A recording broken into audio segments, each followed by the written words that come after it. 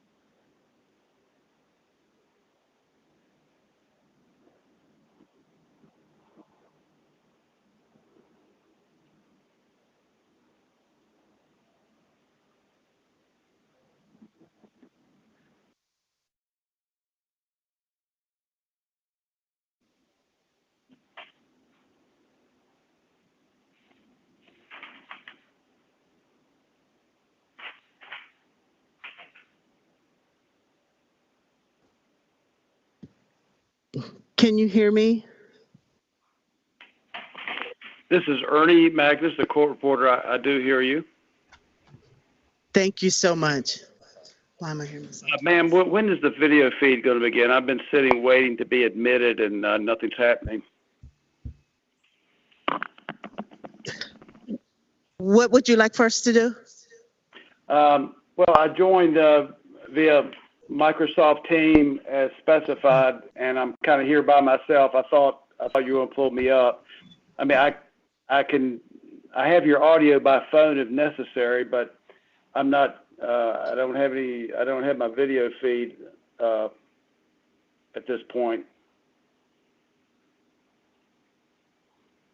Okay, I'm told that you can go on YouTube and watch it live that way. Go on YouTube. Yes, Okay. what's the Baltimore City Public Schools YouTube channel is streaming Okay. live. Okay.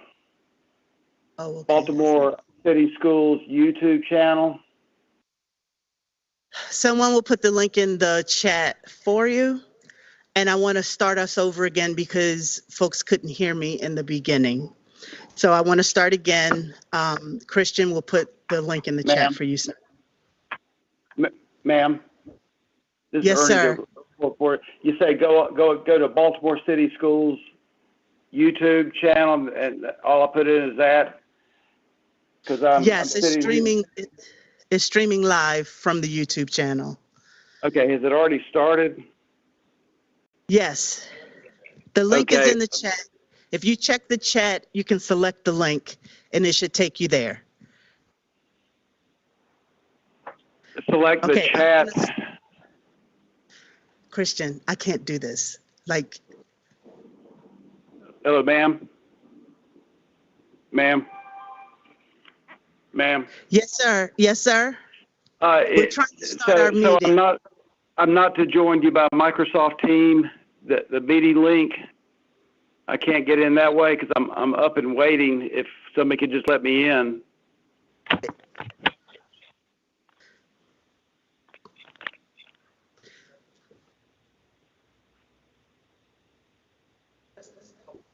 Yeah. I'm trying to figure this out for you, our board executive. Our board executive is going to reach out to you. We're trying to capture your phone number now so that we can help you figure this out. Okay, I'm where I'm supposed to be according to the meeting link and so forth. I just need somebody to grab me and let me in. I feel like you're in because I'm talking with you. Well, I'm on the phone. I've also got the phone audio up as an emergency, and that can be used if needed, but it'd be better if we had the Microsoft Team meeting link. Is your number a 704 number? It starts with area code 704? Yes, ma'am, 704-650. Don't give your entire number. I just want to make sure that's the area code. Yes, ma'am, that is correct. Okay. Someone will call you and get you squared away, okay? Thank you, ma'am. You're very welcome. Good afternoon, good evening. It also says the recording and transcription have started, so it's been started on his behalf. Say that again, Commissioner James. I'm sorry, it just said there's a banner notice on top of Teams since this is our court reporter for the official transcript. And it says recording and transcript have been started. So they've been started on his behalf. Okay, thank you. This is Board Chair Johnette Richardson. I'd like to welcome you all to the public board meeting of the Baltimore City Board of School Commissioners. I want to recognize the students and their director, Brandon Booth at Connections, a community-based art school, for their performance, Didn't My Lord Deliver Daniel? I want to read the students' names again. Who joined us tonight is Kiera Alston, Lanaya Holloman, Talia Holloman, Morgan Bird, Tayana Smith, Shemaya Douglas, and Avion Weeks. I want to thank those young people for their beautiful performance and for their director, Brandon Booth. If you have not done so yet, please mute your phone.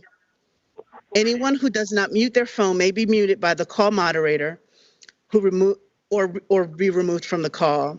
Additionally, if you're not a board member or and her staff, please turn your video off I will now read roll call of the board to identify who is on the call and who is in person here with us.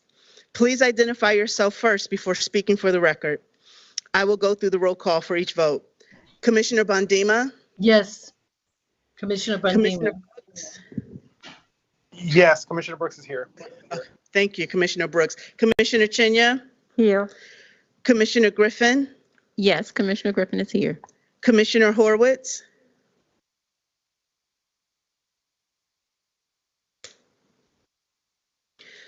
Commissioner James, Present?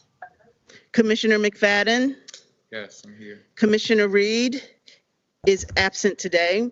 Commissioner Roberts. Yes. Okay. Is there a motion to reopen the meeting? So moved. McFadden. Thank you, Commissioner McFadden. Is there a second? Second, James? Thank you, Commissioner James. All in favor? Commissioner Bondima, Yes. Commissioner Brooks, Yes. Commissioner Chinya, Yes. Commissioner Griffin, Yes. Commissioner Horwitz, Yes. Commissioner James, Yes. Commissioner McFadden, Yes. Commissioner Roberts. And I am also in favor. There's 9 in favor and 1 absent. Now I'll have Commissioner James read our moment of silence. Thank you, Madam Chair. Tonight, we'd like to recognize 4 friends of ours who have passed.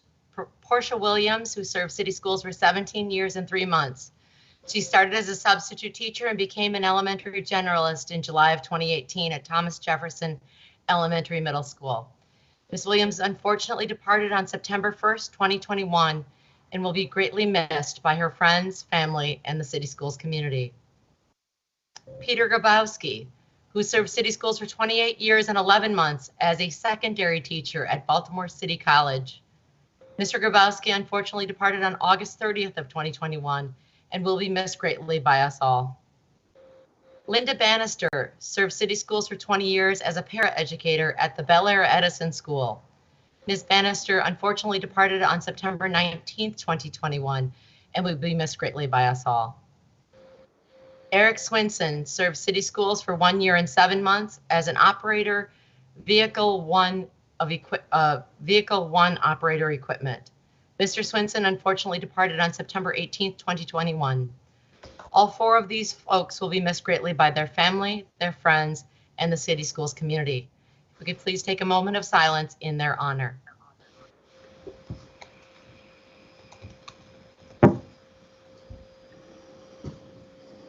Thank you, Madam Chair. Thank you, Commissioner James.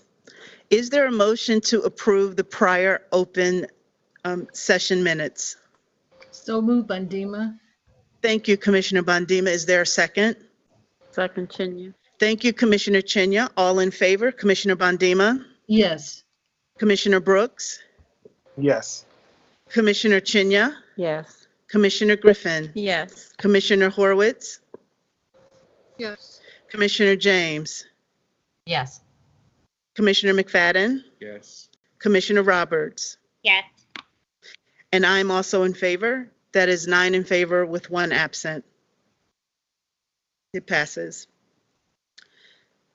Is there a motion to approve the closed session summaries? McFadden. So moved, James. Thank you, Commissioner.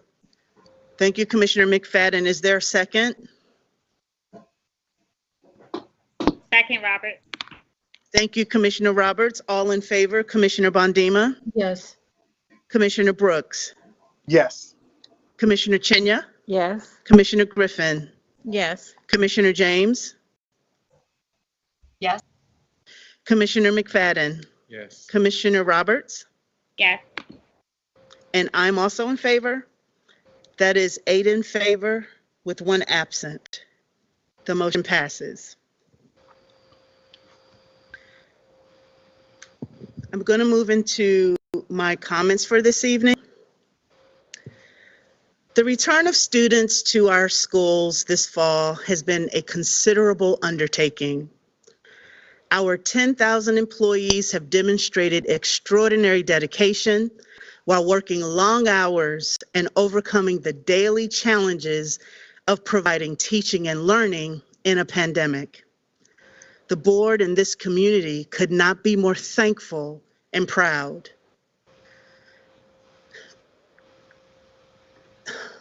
Nowhere has it been more evident than in the leadership provided by our principals and school leaders.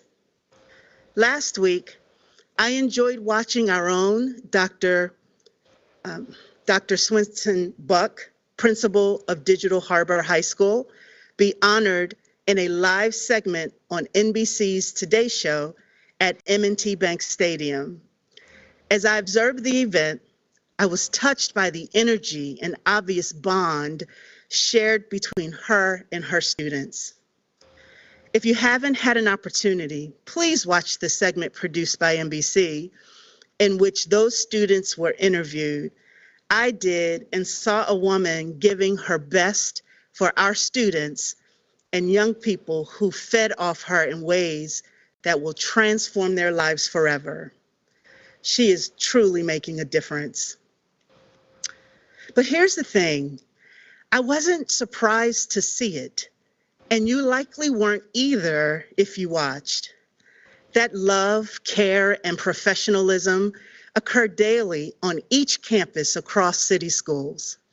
We know it, but we're just waiting on others to catch on. Dr. Swinton Buck is just one example of the truly special people we have leading our buildings.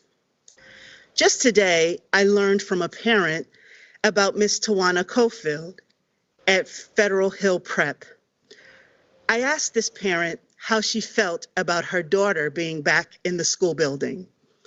She began to beam with pride as she described her child's school, her child's teacher, and the principal. She said that she feels so safe being back in the building, largely because of Principal Cofield's transparent leadership. City Schools is not a perfect place. The board has heard from several of you regarding the health and safety protocol rollout at the school level and how numbers on the COVID dashboard may not always reflect the in-the-moment numbers at your school. We hear you and are working diligently with the staff to improve this process. Your communication is important to us. Thank you. Please continue to provide us with your feedback. Despite our hiccups, as we move this work forward, we are motivated by leaders like Dr. Swinton Buck and Ms. Tawanda Cofield, along with Patricia Burrell at North Bend, whom Dr. Santalisa shared with me that Principal Burrell has returned her young people to in-person learning in a way that you can see and feel the excitement and love of learning in every nook and cranny of her building. With these and all of our principals and school leaders, we are confident that we will achieve all the high hopes and dreams we have for our young people and for our school system. Thank you. I will now acknowledge some of the gifts and donations City Schools has received. Thank you to our donors and supporters for your generous support. A donation of $1,500 worth of books and media equipment to the Office of Community Engagement's Back to School campaign from McDonough School students. Thank you again. Is there a motion to approve the Personnel, Employment, and Payroll Report? So moved, Griffin. Thank you, Commissioner Griffin. Is there a second? Second, Bandima. I'll take Commissioner Bondima. Thank you. All in favor, Commissioner Bondima? Yes. Commissioner Brooks? Yes. Commissioner Chinya? Yes. Commissioner Griffin? Yes. Commissioner James? Yes. Commissioner McFadden? Yes. Commissioner Roberts? Yes. And I'm also in favor. That is 8 in favor and 1 absent. This motion passes. I will now turn it over to Dr. Santelises for CEO comments. Thank you, Chair Richardson. And I, too, want to begin this evening by just recognizing the great honor that was paid to Digital Harbor High School, Principal Taisha Swinton-Buck, on the Today Show last week. There are many of us who have been watching Al Roker for years, and so to be able to see our very own Digital Harbor High School principal there with someone like Al Roker and really the students of Digital Harbor High School celebrating. We just really as a whole district took part in that honor, and this was just weeks after she was named 2021 Maryland Principal of the Year by Maryland Association of Secondary Principals. So congratulations, Principal Swinton-Buck, everyone at Digital Harbor, and additional thanks to the Today Show and Comcast. And it is my pleasure to welcome Principal Swinton-Buck and invite her to say a few words this evening. Principal Swinton-Buck. Hello, Dr. S. Can you hear me? Oh. I sure can. You're looking good. Okay. Hello, everyone. Thank you so much for the honor and the recognition. I am, my heart is really full to be able to have this moment with my students. I think that we've met every challenge with a smile and persistence, and we're doing really good work at Digital Harbor High School. And like Chair Richardson said earlier, there's more where I come from, right? There are a lot of city schools principals across the district doing really great things, and I just want the world to be able to see what can be done in Baltimore City Public Schools. So thank you so much. I appreciate it, and I'm humbled to be in this space to share stories of my students and staff who are doing great things for this community, Baltimore City. Wonderful. Thank you for joining us this evening. Thank you for all your hard work, and thank you for representing our city, our schools, and all of our principals. So we appreciate it. Congratulations, Principal Swinton-Buck.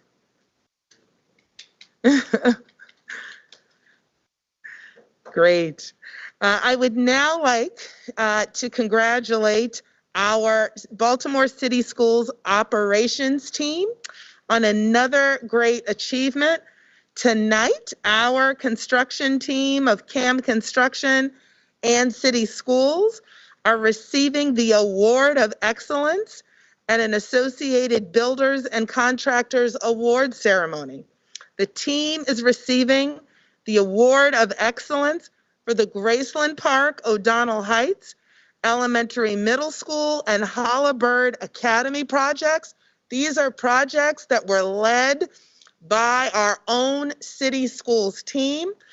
In addition, on October 14th, the same 2 schools will also be recognized by the U.S. Green Building Council as LEED, L-E-E-D, Platinum Certified school buildings. This is the highest level of green certification. Graceland Park, O'Donnell Heights, and Hollabird Academy are the first LEED, L-E-E-D, Platinum Certified public schools in Baltimore. Both schools were designed and built to maximize energy efficiency and will produce as much renewable energy with a rooftop solar arrays as they consume each year, operating at net zero energy. They are only the 2nd and 3rd public schools in the entire state of Maryland to earn this LEED Platinum certification. And this, we can all be proud.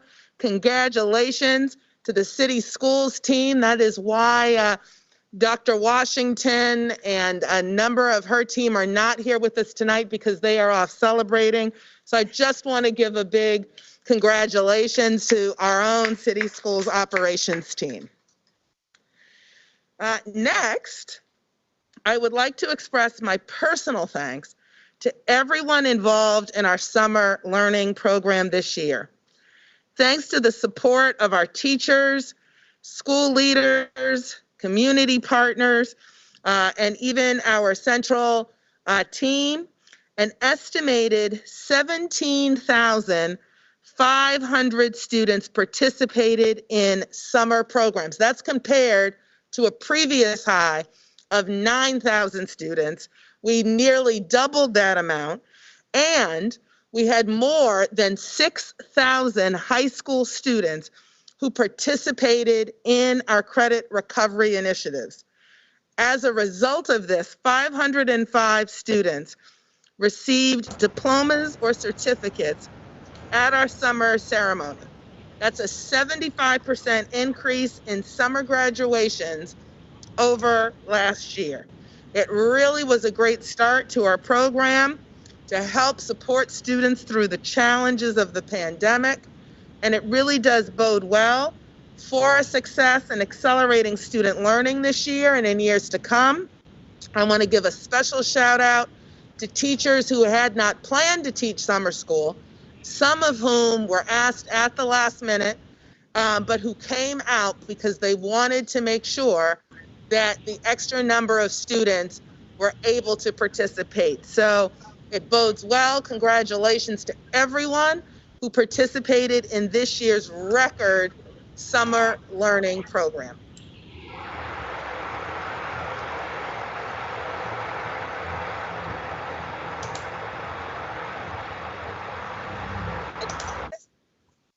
That's great applause. It sounded like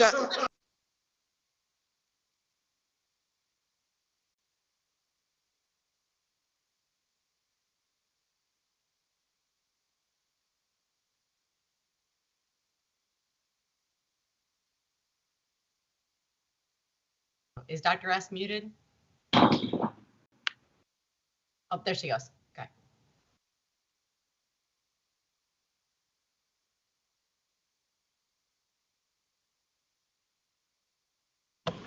Commissioner James, can you hear me? Ooh. There's a horrible echo now, but yes, we can. Okay. Now you're back to normal. Okay. Sounds good. Whoops. I'm still getting the echo. This is Bundima. Okay, is this any better? A little echo on my side. I don't know. It's a little, but it's way better than the giant reverb we were all getting. So Yeah. It no longer sounds like a sound effect. Now it just sounds like a technical glitch. Okay, so you can hear me all right. Is this better? Awesome. Yes. Thank you, Commissioner. Thank you, commissioners. All righty. We are now entering the fourth week of a school year where students have returned in person. And we do have a number of strong mitigation strategies in place for COVID. Two of those mitigation strategies are asymptomatic testing and contact tracing.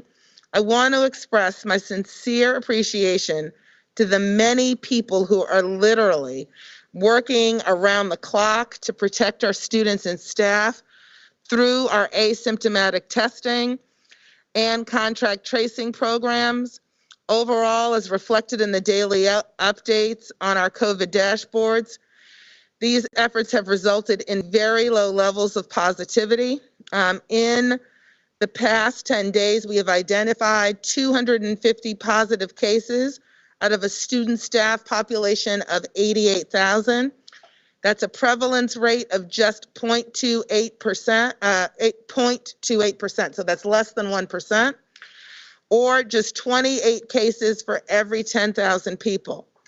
As expected in the early weeks of setting up this large and really complicated program, we have experienced a few operational challenges at several schools, so I want to acknowledge that and also say that we are working on ways to communicate the overall COVID landscape more clearly and in a more streamlined fashion to our families and communities. We've heard feedback from a number of folks and organizations. And really, as much as we have lifted, we also recognize that this is an ongoing process of improvement. So we do receive your feedback and the themes we've heard. Also, many of you have probably heard about a number of positive cases at Cherry Hill Elementary Middle, both symptomatic and asymptomatic, since in-person learning resumed in the fall. We will continue our protocol, and this is a protocol developed with our health advisory team and with Baltimore City Health Department, the protocol of quarantining students who test positive and their close contacts, while we also continue the work, again, with those same partners, including Baltimore City Health Department, to offer vaccinations for the Cherry Hill community in hopes of raising the area's relatively low vaccination rate. So we're going to be partnering with additional organizations to also make sure that those that our community partners and families in Cherry Hill have access to greater vaccination. I just want everyone to know that I realize that the process of dealing with COVID is complicated and sometimes difficult to understand. I also realize that it can be frustrating to families who want to know exactly how our mitigation strategies work for their student. And it's important that you get that information. And it's critical that that information provided to you is correct. And so one of the methods, processes that we've established to help with faster and an easier way to answer your specific health and safety questions is a dedicated email. So you can email your question in as much detail as necessary. And we will put that in the chat. I'll ask somebody on City Schools team to put this in the chat. You can email your question to healthandSafety@bcps.k12.md.us. And we now have dedicated staff who will address your concerns as quickly and comprehensively as possible.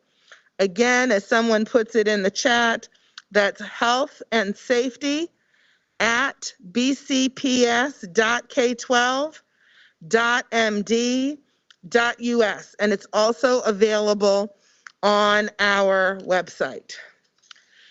Finally, I'd like to point out that we will continue to work on these challenges as they're surfaced. We, like the board, welcome your feedback. I would also like to point out that City Schools is the only district in the greater Baltimore area, including Anne Arundel, Howard, Baltimore, and Hartford counties, to conduct asymptomatic testing for students and staff. According to a recent article in the Baltimore Sun, City Schools has experienced far fewer students who require quarantine, 0.5% of student populations, than districts in surrounding counties. City Schools was also the first district to mandate universal masking. And recently, as you know, we led the way in establishing a vaccine mandate for all employees. Comprehensive testing and contact tracing on a district-wide scale really involves a lot of moving parts, and the system is not perfect at this early point in time, nor would I reasonably expect us to be. It is, however, a great deal more than many districts, in fact, most districts nationwide, are even attempting. And we are confident that our dedicated staff will continue to overcome the challenges as they arise. I say this because I know how hard our staff is working across our schools and district office. And I will not allow their dedication to be overlooked or underappreciated. This is very challenging work, which may be why so few school districts are even attempting it on the scale that we are. I congratulate the entire City Schools team for their diligence, and I thank you for everything you do for our young people and their families every day. This concludes my remarks for this evening. Thank you, Madam Chair. Thank you, Dr. Santelises. We will now hear a presentation on the new Enterprise Resource Planning, or ERP, project. Good evening. I hope everybody can hear me okay. Yes, we My can. apologies, Chief Jones. I actually forgot this evening's PEP, so I'm going to turn to Chief Grant Skinner very quickly for this evening's PEP. That was my misstep. My apologies, Madam Chair. Chief Grant Skinner. Thanks, Dr. Santelises. We have two appointees this evening. First, Tanisha Cleveland, Program Coordinator in Prince George's County Public Schools, is appointed Assistant Principal at P-Tech at New Era Academy, effective October 11th. And second, Daniel Coleman, Director of Operations at Maryland Board of Nursing, is appointed Director of Procurement, effective October 11th. Thank you. Thank you, Chief Grant Skinner. And now I will turn it over to Chief Tommy Jones, our Chief Information Technology Officer. Thank you. Hi, can everybody hear me and see me? Okay. So first, I'm the person who's responsible for the technology, so I want to make an apology to Madam Chair, for the City Board of School Commissioners for that technical glitch we had, as well as the rest of the audience. No matter how many times we seem to test this thing, when we go live, there's always something. So I assure you, we will be investigating this fully and to ensure that this doesn't occur again. So I hope you will accept my apologies. Next, I want to talk about the new Enterprise Resource Planning System. I have it up on the screen. I'm hoping it's coming through okay. Yes, it is. Okay, great. So first, I want to make it clear that this is not a project of the IT department. This is a joint project between IT, Human Capital, and Finance. You will see at the bottom there, my name is there, but I also have Chief Doherty and Chief Grant Skinner. They've been a huge part of this process.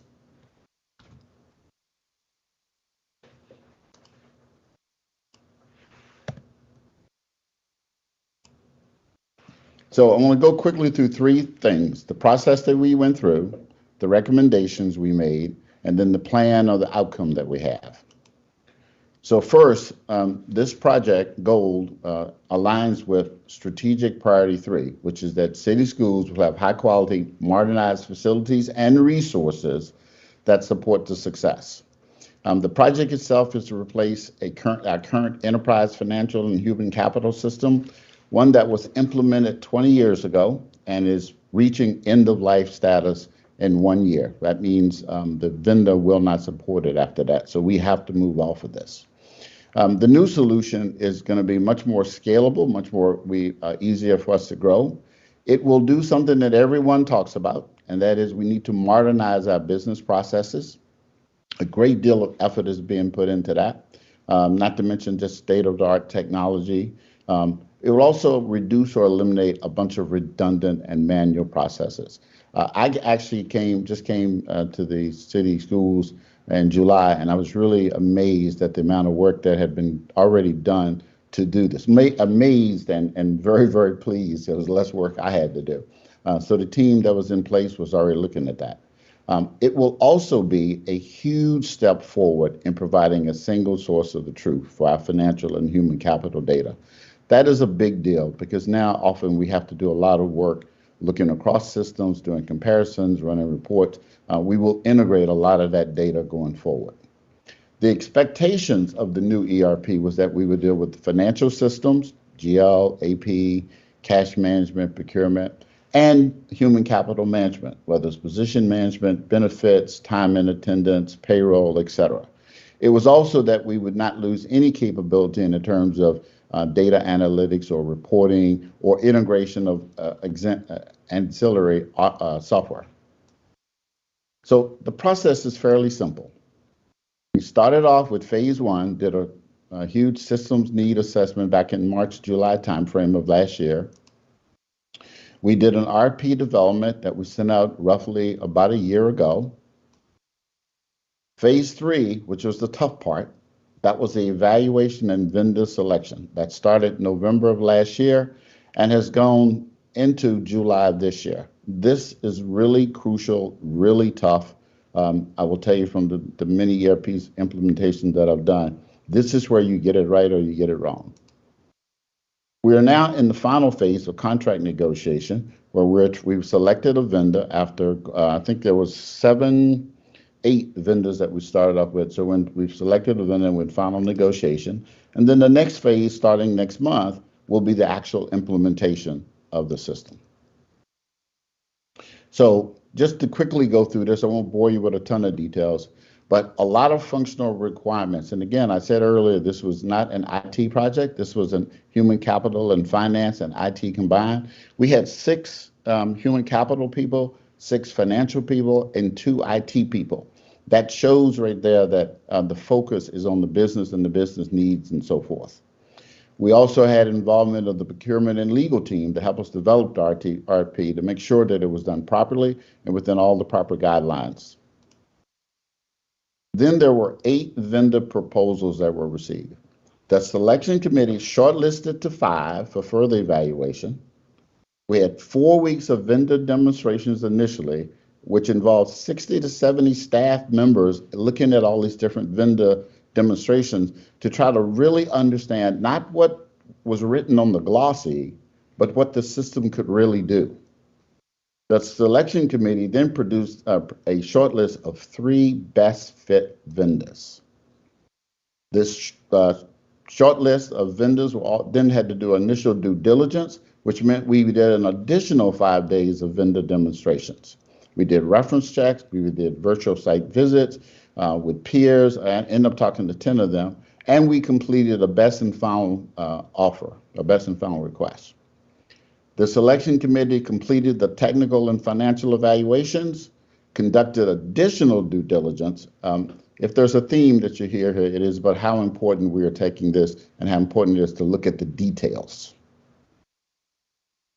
We issued a second round of best and final to make sure that we were getting the best value for our money, best set of features, best cost, best support, which is a critical issue here. And then we notified the company called AST, who uses the Oracle system as their base, and Kronos with our intent to negotiate.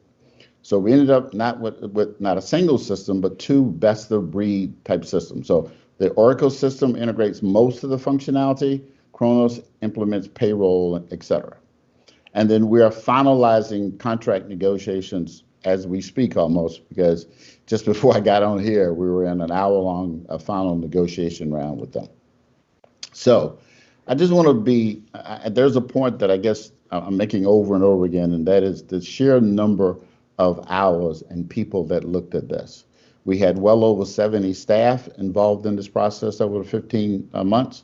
We had well over 1,500 person hours writing the RFP, another 200 in product demonstrations, another almost 1,000 in the due diligence activity.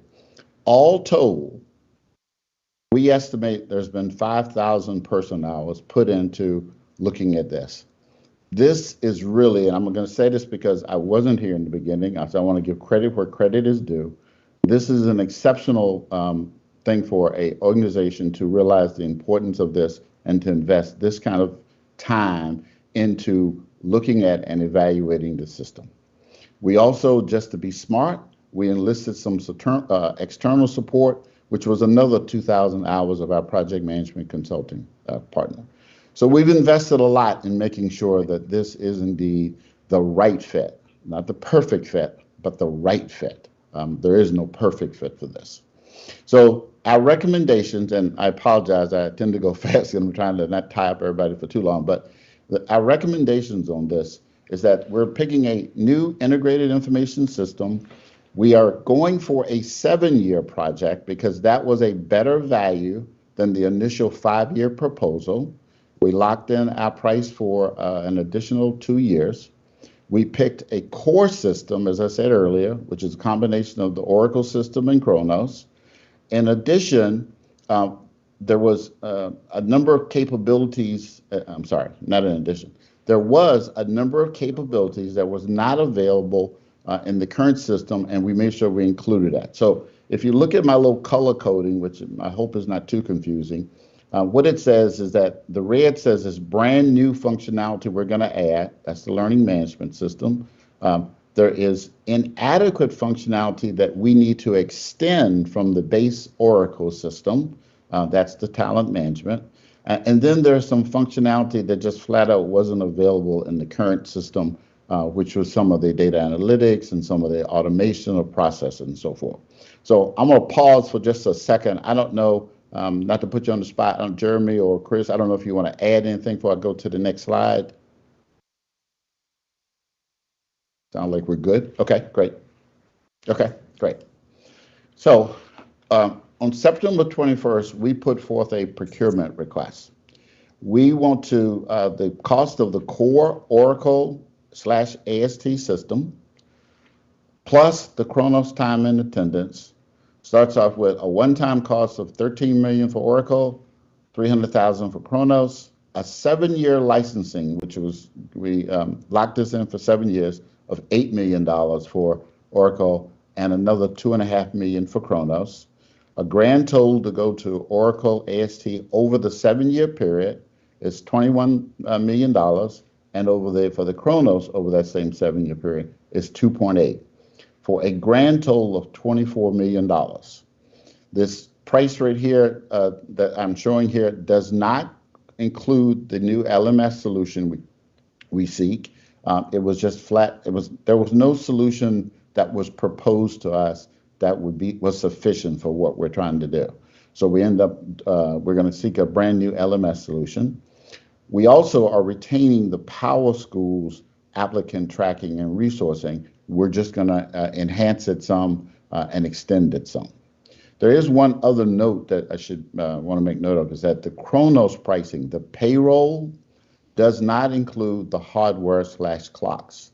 Part of that is because we have not yet decided exactly how we're going to capture time. It could be with punch cards, clocks, paper, logins on a mobile phone. All of those things are still under consideration. So, excuse me. The projected 7-year cost for the full capabilities, and I have to emphasize full capabilities for the ERP implementation. We started off with a fund balance to support the implementation of about $25 million. The 7-year core contract we want to award is 24.6. And then the additional software capabilities, and we put this on here because we want to be very clear about those things that were not in the core system. MBE, WBE tracking is something we're still investigating. Legacy data archiving, which is taking all of the 20 years worth of data and making sure we can access that. LMS, talent acquisition, performance management, et cetera.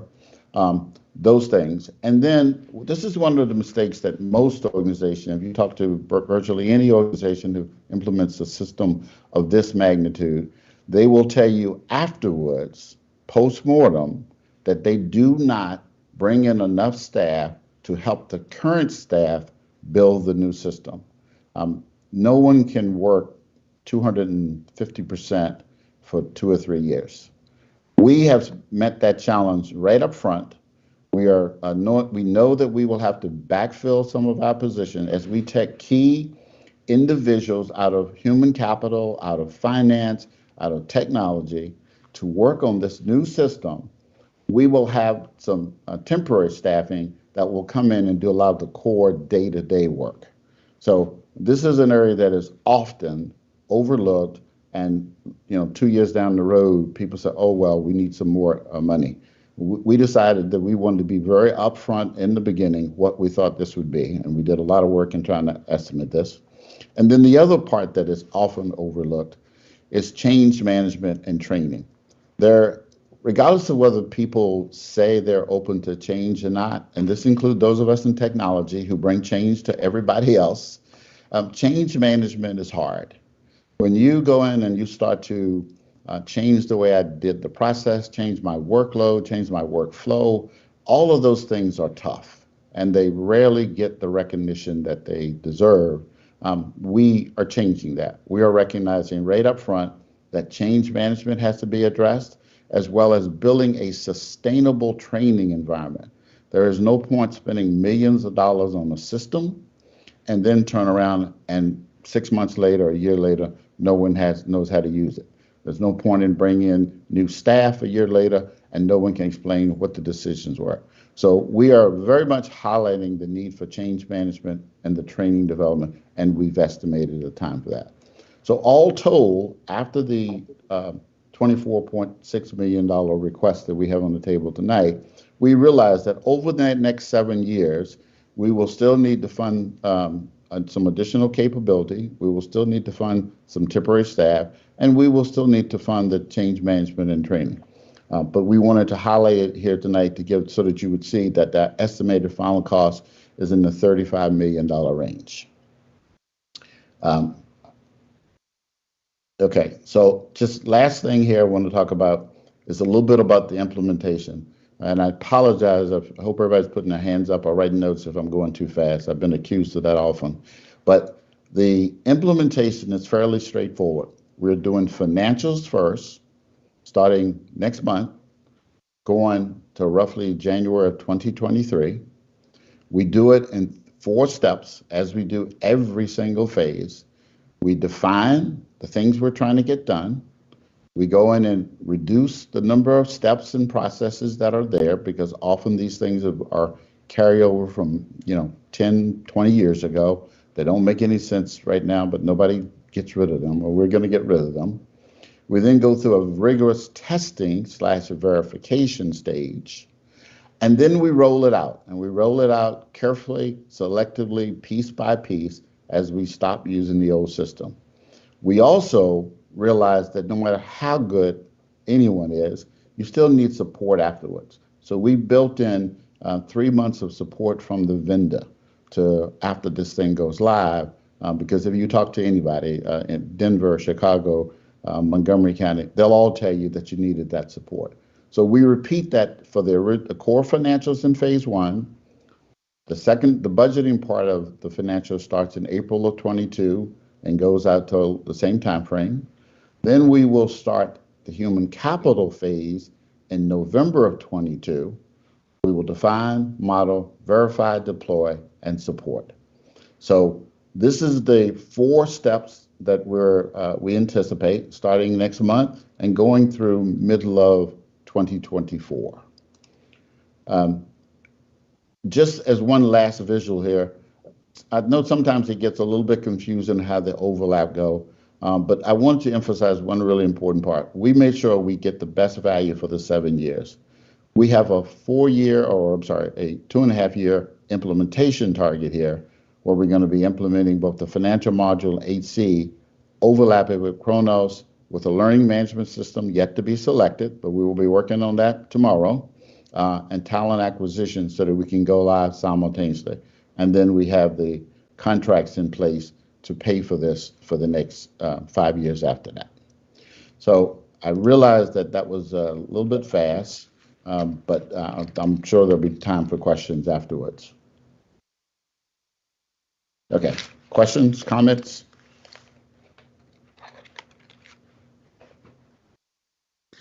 Does any commissioner have any questions? And I'm looking at the screen to see if I can see hands raised. Okay. Commissioner Roberts?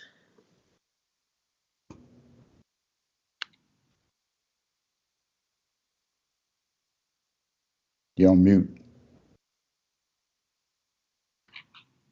Hi, Commissioner Roberts.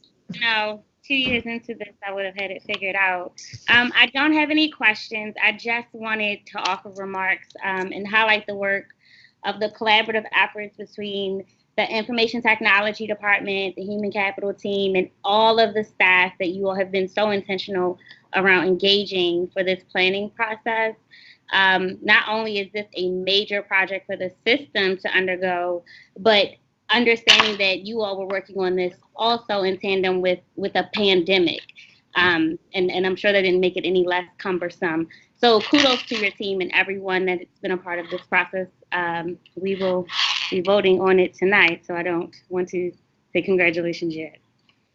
Thank you very much. And thank you very much for recognizing the work that all of these people, 5,000 hours of staff is a lot of work. Commissioner McFadden? What's wrong? Oh, thank you, Chief. Thank you, Commissioner Roberts, also for the work that you've been doing, chairing the operations committee. As this has come through committee, just want to, shout you all out as well, because this has been, to your point, an ongoing process. So I want to have that moment of celebration for you as well. But to the chiefs that have worked on this, I'm curious to know, just in your very spot on the spot thinking, how will you all say that this will improve services for your different areas? So I do know that this is a 20-year-old system, what we're currently working, with, but how will you all say in a very brief way, how will this improve the work that happens in each of your respective departments?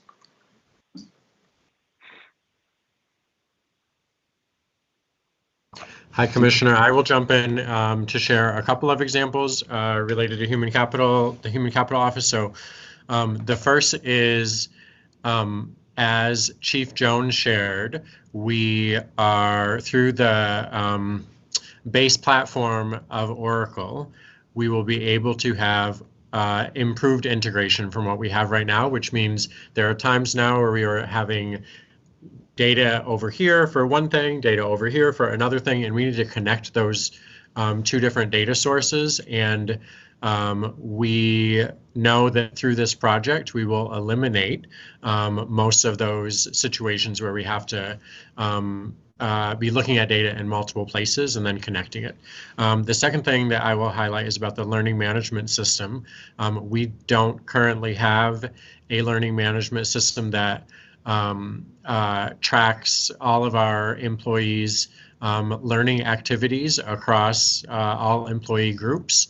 And when we select that component of this project, it will help us track and monitor and prioritize the types of learning that we make available to employees. Commissioner McFadden, this is Chris Doherty, Chief Financial Officer. I just want to echo what Chief Grant Skinner said, and although we are in negotiations with the vendors and it hasn't been voted on yet, I can't contain my excitement. When you say how will things be better, I think it'll be across the board. Our reporting will be better. Our data will be better. Our turnaround times for things will be faster. Right now, we often, when we have an issue, we'll get some information from one place, some information from another. Those data sets don't really talk to one another, and it can take a while to get answers to questions that are pretty straightforward questions. And Chief Jones made a comment early on, and I think he underlined it. He said a single source of truth, and he did it on purpose, because like truth, like capital T almost. Right now we don't have a single source of truth. We have a 20-year-old plus system that we've made lots of customizations to, and I know board members can feel that when they often will ask questions, and sometimes the answer is we'll get that to you in a number of days. And now in many of those instances, we think we'll be able to answer board questions in a matter of minutes or hours because of these things. And it will go from things like procurement, the turnaround time in getting procurement things done, and also, and I think it might have been in purple, in Chief Jones's one of his slides, but dashboards, like having senior level board members and managers be able to look at various dashboards. And so kind of the way someone in a control room will be looking at something and seeing trends and seeing things and not having to go back after something's gone off the rails and say, can you recreate what happened in this instance? So it's reporting, it's data, it's turnaround time, it's the communication between what I hate to call silos, but sometimes data-wise become like silos within our system. And those are just some of the thoughts from the finance end of the house. And we finance and HC are constantly working together, and sometimes we have to compare numbers and see which ones we think are more accurate. And that's not the best way to get smooth answers to board members, to teachers, to families, to students. We're quite excited about the new ERP if it's not coming out in our comments. And Commissioner McFadden, I'd just like to add to that just a tiny bit. This does not happen overnight. It takes a lot of looking at different things. And I have to be honest, I was a little bit giggly when I came in and the team told me that they had already did a great deal of process improvement work that went into the RFP. So they had already thought through. And so I said, well, I'm gonna put you on the spot. I said, how much? And I'm almost scared to say this out loud in public, but they estimate that they have cleaned up over 20% of bad processes. That is tremendous amount of work. Then I looked at the number of hours. It's really about getting rid of those processes. And as part of this, not only are we looking at processes within HC and finance, but part of the team that you see there, that supplemental staff, is to look at the processes outside, the ones that once it happens within the department, what else does it affect? And I'll just use IT as an example. If HC wants to hire somebody and they go through all the applicant tracking and making the offer and doing the background check, it's then handed over to IT to do provisioning of email accounts and laptops and all that type of stuff. Well, that's not within the core ERP system, but we want to look at that process to see if there are extra steps or extraneous things that we should get rid of or refine. So we are all very excited, but trying not to be to overpromise, but we are definitely looking very, very hard at the entire picture, not just a silo part of the organization. Of course, it's revolving around finance and HC, but that's where we're going. I appreciate that, and I think the most, not the most important thing to me, but something that is encouraging is to see the supplemental staff, that FTE and temporary support placed in here as well, because I can only imagine and assume that if there is a new system being rolled out, there are going to be glitches. There are going to be, things that we're going to need to address in real time without overtaxing the staff that we already have here in the system. So that is something that has stuck out to me, and I appreciate you all being thoughtful in that way and making sure that we are ahead of, of things like that, anticipating those challenges so that we can make sure the work continues to move forward for the sake of our children and our staff members. So thank you for that. Thank you, Chiefs. Thank you. Commissioner Griffin? Yes, hi. Thank you so much for this presentation. I'm actually pretty excited about this because having used the system that is in place now, when I was working in schools, please believe me, I understand the need for the update and appreciate all the work that has gone into it. I'm very, very excited about this as well, and I appreciate the detail in the presentation. I took time also just to watch the replay of the operations committee and your presentation there and listen to the questions that were asked of you. And you went into great detail about these systems and how they work.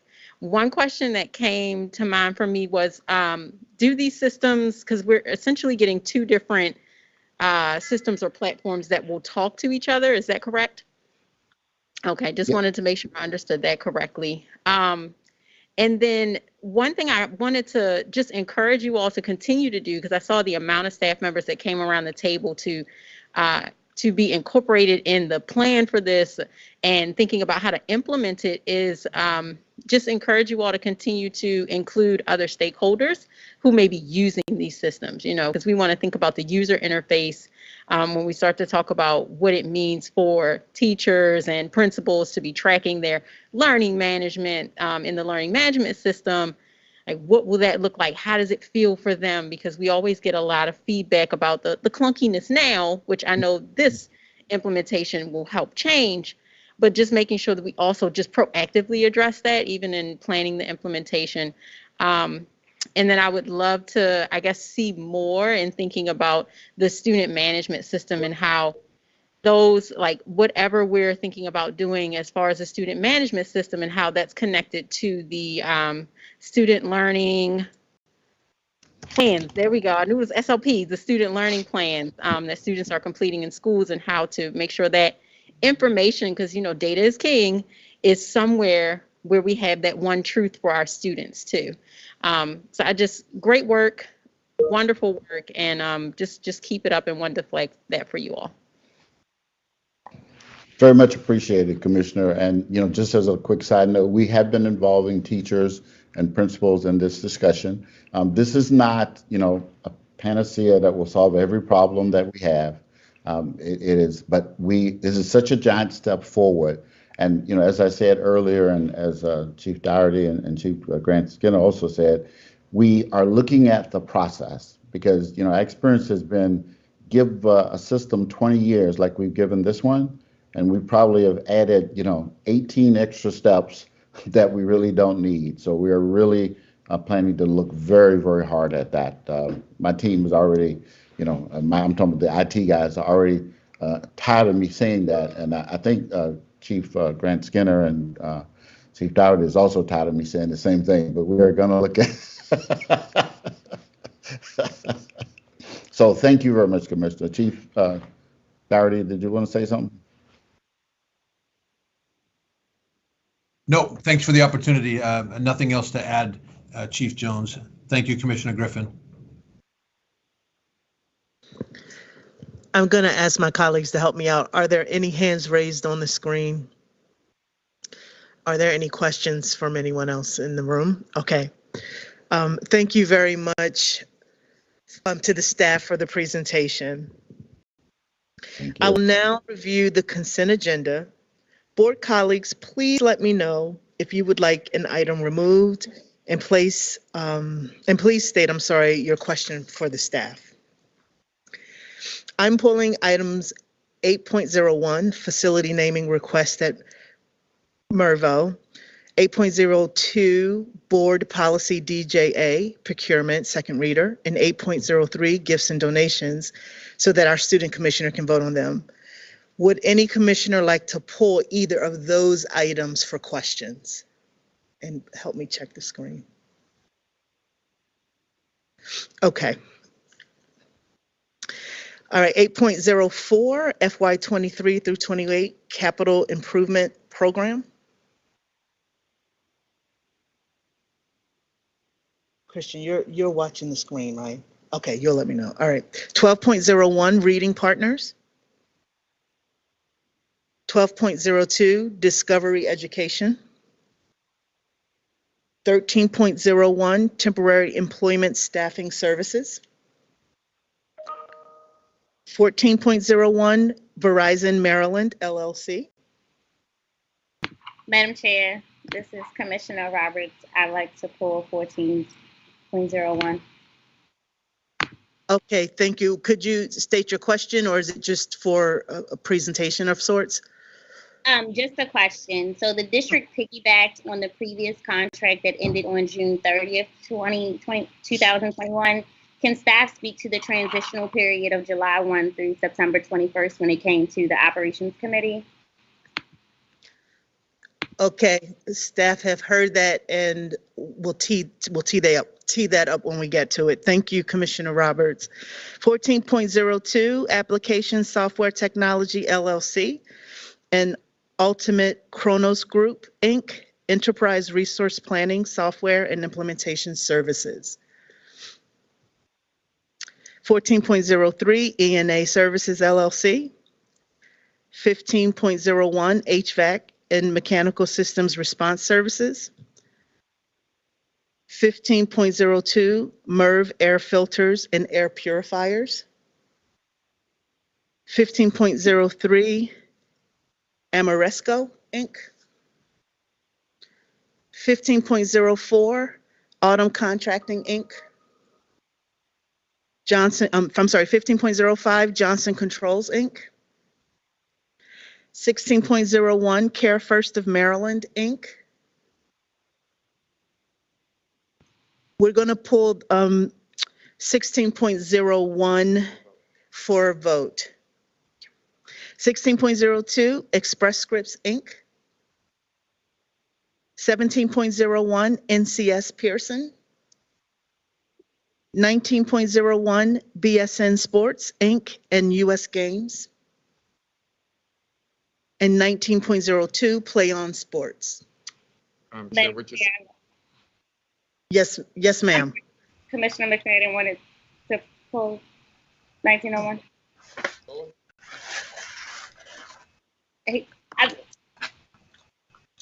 Okay, well, I want to pull 1901. 1901 or 2?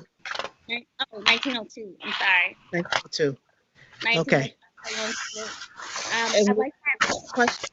I'd like to have someone from staff to better explain the procurement so that the board understands exactly what we're voting on tonight. Okay. Not, as I understand it, it's not the equipment, it's the actual, I'm gonna call it the security deposit for if we end the contract, but just so that we had better clarity around what the actual procurement is. That's what you want to. Okay, Madam Chair, Madam Chair, this is Bondima.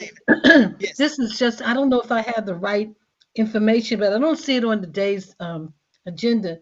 Did we pull at some point Comcast? I called it Commissioner Bondima, and we pulled it for you. We pulled Care First. No, I'm not talking about Blue Cross. Okay.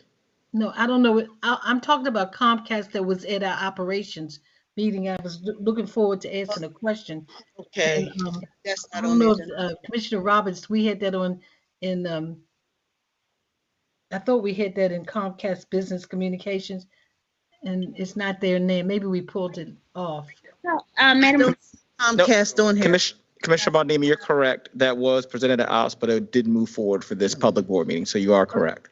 Okay, thank you. I had a question, but good. Okay. Okay. Thank you. I want to move us into public comment now.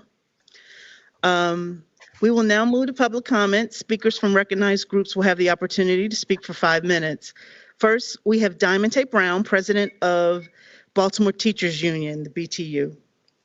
Then finally, we will have, following her will be Principal Carl Perry, President of the Public School Administrators and Supervisors Association, in that order. Thank you, Chair Richardson. I want to say that I'm here today to unfortunately communicate that many of my members have communicated to me that they feel like the district has disregarded their safety, and the safety concerns that they've communicated to the district as well as school board members, they feel like have been minimized and trivialized and inadequately addressed.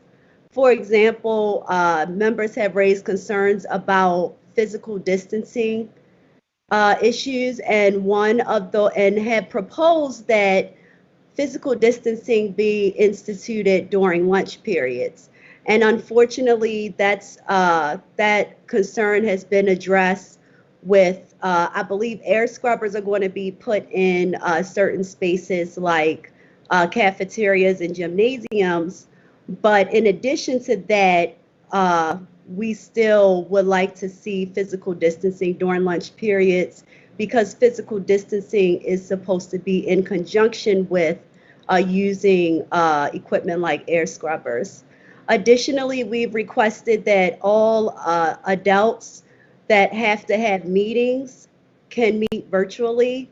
And instead of that being directed to principals, the district has just said that they will encourage principals to have people meet virtually if the principal chooses to do so. So at this point, since my members feel so that their safety has been disregarded, they have several demands that we've already submitted to the school board. So I hope the school board had an opportunity to read those comprehensive list of demands. But I'll take the last few minutes just to briefly review those demands. And we do expect a timely and public response from the board as it regards to our demands. Our first demand is effective and timely close contact protocols.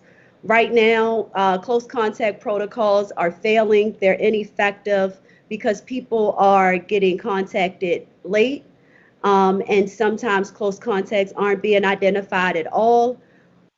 2, guaranteed PCR testing for follow-ups to positive pool tests. We demand PCR testing on demand for staff who exhibit symptoms. Unfortunately, right now, after staff are a part of positive pool tests, they are being directed away from the school system to go get a follow-up test instead of being encouraged to have their testing done right there. We also demand a health and safety coordinator plan that ensures testing of every school every week. We do understand that there are staff shortages in health and safety coordinators, and so we want to see a plan that ensures testing of every school every week. We also demand testing for vaccinated individuals 3 to 5 days after close contact exposure. Currently, this isn't happening, and this is one of the things that continues to make my members feel like their safety is being disregarded. Additionally, my members are demanding, in conjunction with the nursing staff that work for Baltimore City Public Schools, fully staffed nursing suites and wellness rooms. And we don't want any return of symptomatic students. The nursing staff, as well as BTU members, do understand that there is a national staffing shortage. However, our demand remains the same, and we look forward to seeing how the board responds to it.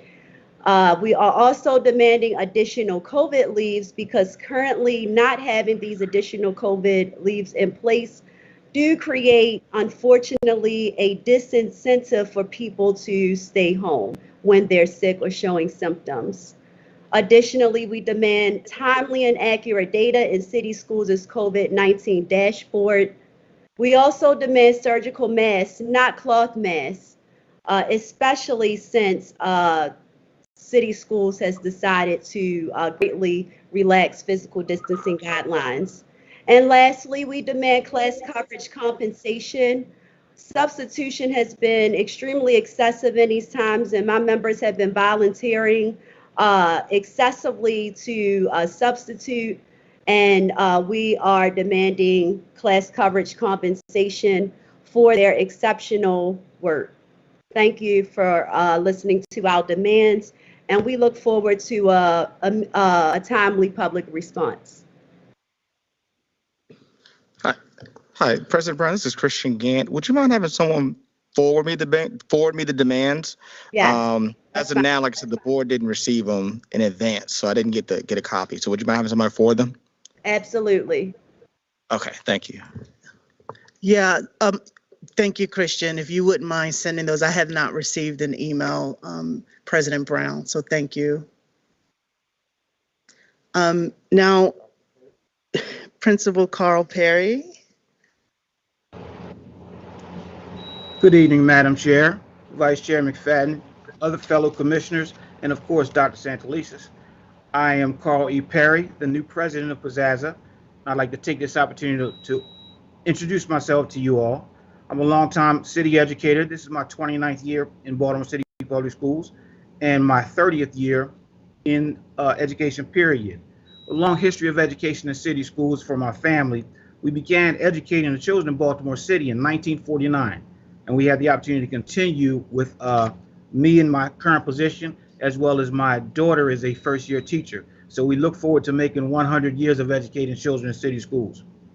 I had the wonderful opportunity of becoming the Pizzazza president to ensure that our members are afforded the opportunity to lead offices and schools to make children of Baltimore City world-class leaders so that they dream and realize their dreams.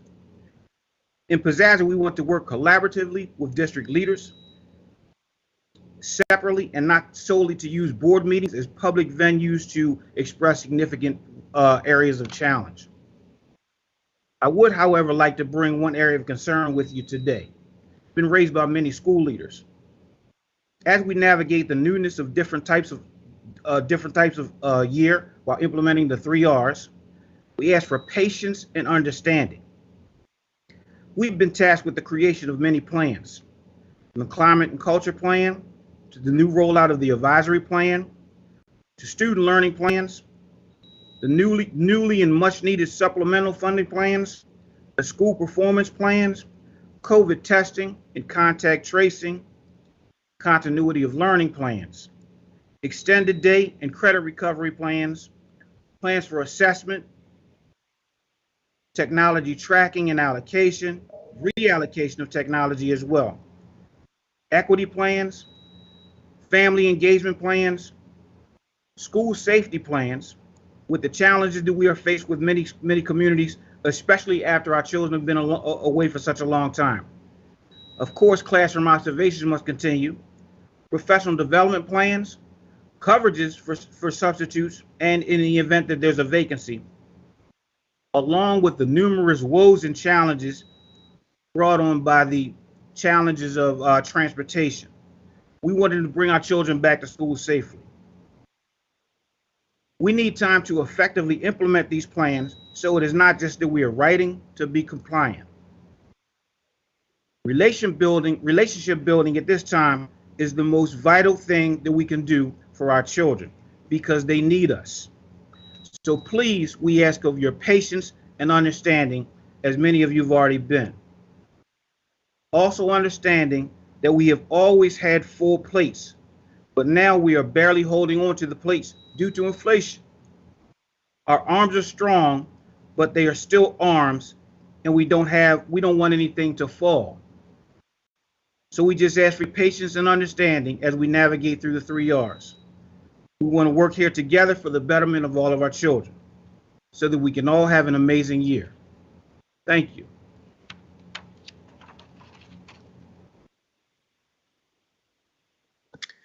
Principal Perry, thank you for your remarks tonight and representing your members.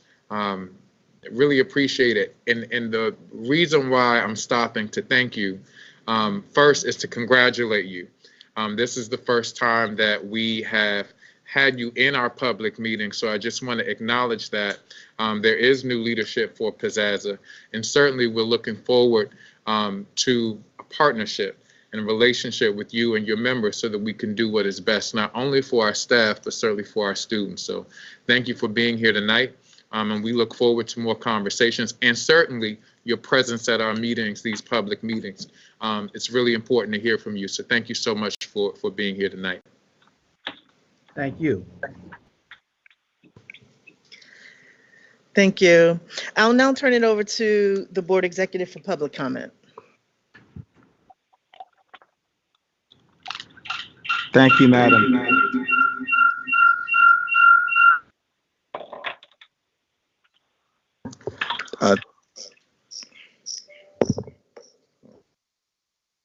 Thank you, Madam Chair. We only have one video from Ms. Jocelyn Providence for public comment, which I'll now play.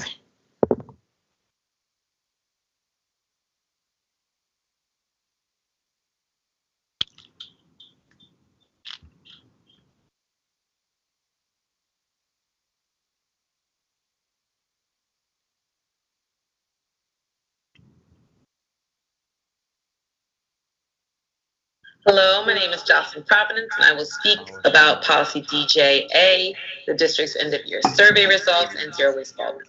First, I'm going to take a few seconds to say that I have noticed that schools have begun rolling out COVID testing, which is good.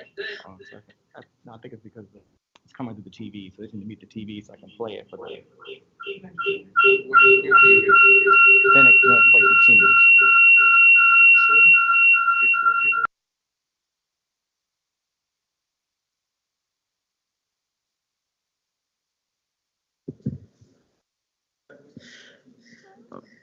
Right, we ask your patience. We're getting a technical glitch taken care of.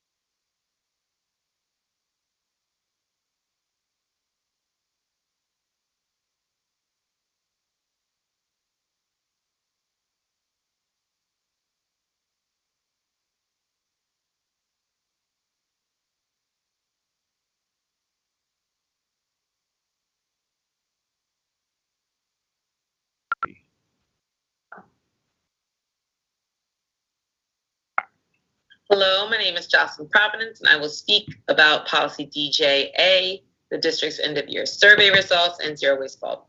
First, I want to take a few seconds to say that I have noticed that schools have begun rolling out COVID testing, which is good, although it is long overdue. However, there still needs to be a huge improvement on contact tracing in order to keep our students, staff, and families safe. Okay, so the second reader for policy DJA is being voted on today. An important thing that needs to be flagged is that on slide 4 of the presentation, it is made clear that the Baltimore Teachers Union was not able to have a listening session to give feedback on this policy. The 3 questions that were asked during listening sessions, as shown on slide 8, are very important questions to get feedback from educators. We are the people who are implementing and using the materials that are bought for students. We have a strong understanding of how and what materials can support students better, and we know what information has been helpful for parents and community from our engagement and interaction with them. Stop excluding the Baltimore Teachers Union as a stakeholder. This also happened with the previous policy voted on last public board meeting, which was policy BBA. Next, related to the end of year survey results. In the presentation on slide 15, there are dates and timeline for next steps of engagement for students. That's awesome.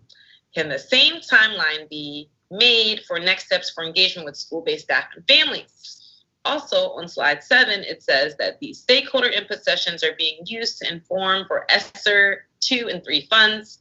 Will there also be a public feedback session that solely is related to how stakeholders want ESSER funds to be spent? That would be very helpful. Finally, Zero Waste Baltimore is an important movement working to improve the lives and the environment of Baltimore City. Exactly 10 years ago, there was a composting pilot case study done in Baltimore City Public Schools called Are You Going to Eat That?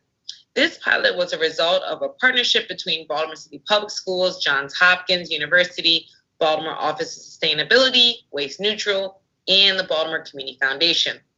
With only 6 elementary and middle schools fully participating, 34,525 pounds of waste was diverted from landfills and incinerators to be recycled into compost. This diverted food waste would help to combat health disparities caused by pollution from the incinerator and improve overall well-being for our students and families. Baltimore City Public School needs to follow the lead of Baltimore County Public Schools and choose to compost instead of burn and bury. We must do right by our students and families and contract with food waste commercial composting services. Thank you for your time.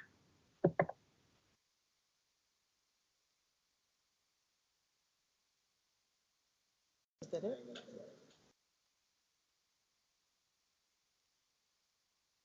All right, can you hear me now?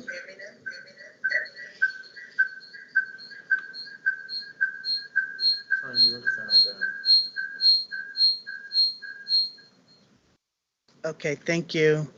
Thank you, Christian. I want to go back to the consent agenda vote. Items 8.01, 8.02, and 8.03. Those were the items that we want, that our student commissioner can vote on.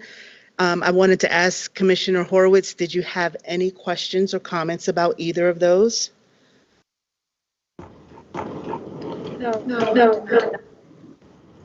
Okay. With that, I would like to call for a vote for items. I can do all three together, right? Items 8.01, 8.02, and 8.03. Is there a motion to So approve moved. those?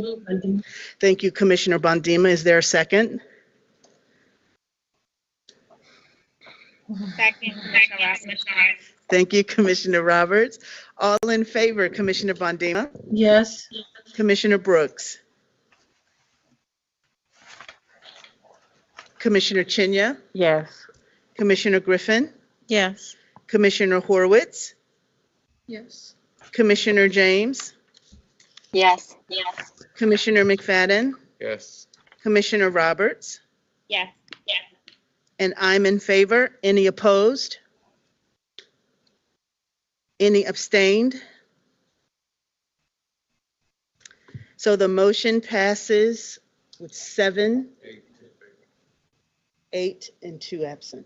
Okay, thank you very much. Motion passes. Now we're going to go to the other items that we pulled. 14.01, that was Verizon Maryland LLC. Is that you, Commissioner Roberts? Yeah. Okay. Does staff need me to repeat my question for? Yes, please. While the staff gets prepared to speak, could you just remind the public what you wanted them to talk about? Thanks. Sure. So the district piggybacked on the previous contract with Verizon that ended on June 30th, 2021. And I just wanted for staff to speak to the transitional period of July 1 through September 21st when it came to the operations committee on what that process was, since this contract will be backdated to July 1. Commissioner Roberts, this is CIO Jones here, Chief Jones. I'm probably going to just let my Director of Infrastructure answer this, because you may have some more details that you want than what maybe I'm privy to. Let me just do that. Let me defer. Elvis, are you on the line? Yes, sir. Yeah, you can probably answer it better than I can, so go ahead. Good evening, Commissioners. This is Elvis here, Director for IT. So for the period you are concerned about, Commissioner Roberts, so by default, given the fact that we have not yet received approval, we revert back to monthly payment. So for the past 3 months, it's going to be month-to-month payment with Verizon, because the service is not a service that we could have cut off to await your approval, because those are alarm lines, emergency lines that school police rely on to detect when there's breakage into the school building, as well as for fax and phone communication. So we haven't received the approval. So we haven't gone into a contract with Verizon. We just pay them monthly right now for starting June up to this month. If we get the approval, which we are hoping to receive, then we will go into the contract. So we've moved to a month-to-month, and with this contract, we'll be piggybacking on the new state contract. Correct. Because this new contract saved us. We've been using this contract before, so it saved us about $11,000 a month. There we go. Yep. And that's the best savings we can get. There's another contract that Verizon has called the NASPO contract, but that wouldn't help us. It's a very expensive contract. So this state contract, given the magnitude of lines as a state, we benefit more from this contract. So we decided to wait and ride this contract. Thank you so much for that update and those additional details. And thank you for your efforts in saving the system money on, I think Jessica Wilson's favorite saying was plain old telephone Yes. service. Correct. I do want to say that with the writing of the board letter, it did kind of give the board a bit of apprehension with it being post-dated, but understanding that we moved into month to month before this contract came before us, it helped to iron out a bit of that confusion. So thank you, Chief Jones and your staff for that explanation. Yeah. Alex. And we Thank apologize you. for that confusion.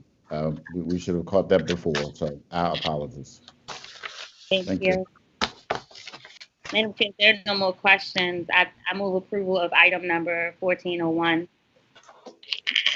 Thank you, Commissioner Roberts. Is there a second? Second, McFadden. Thank you, Commissioner McFadden. All in favor, Commissioner Bondima, Yes. Commissioner Brooks, Yes. Commissioner Chinya, Yes. Commissioner Griffin, Yes. Commissioner James, Yes. Commissioner McFadden, Yes. Commissioner Roberts, Yes. and I'm in favor.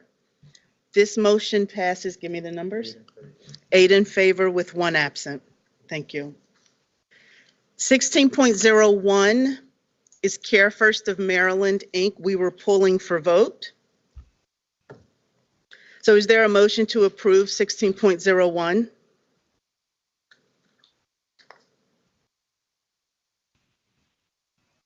I move the approval of item 16.01. Thank you, Commissioner Roberts. Is there a second? Second, McFadden. Thank you, Commissioner McFadden. All in favor? Commissioner Brooks, Yes. Commissioner Chinya, Yes. Commissioner Griffin, Yes.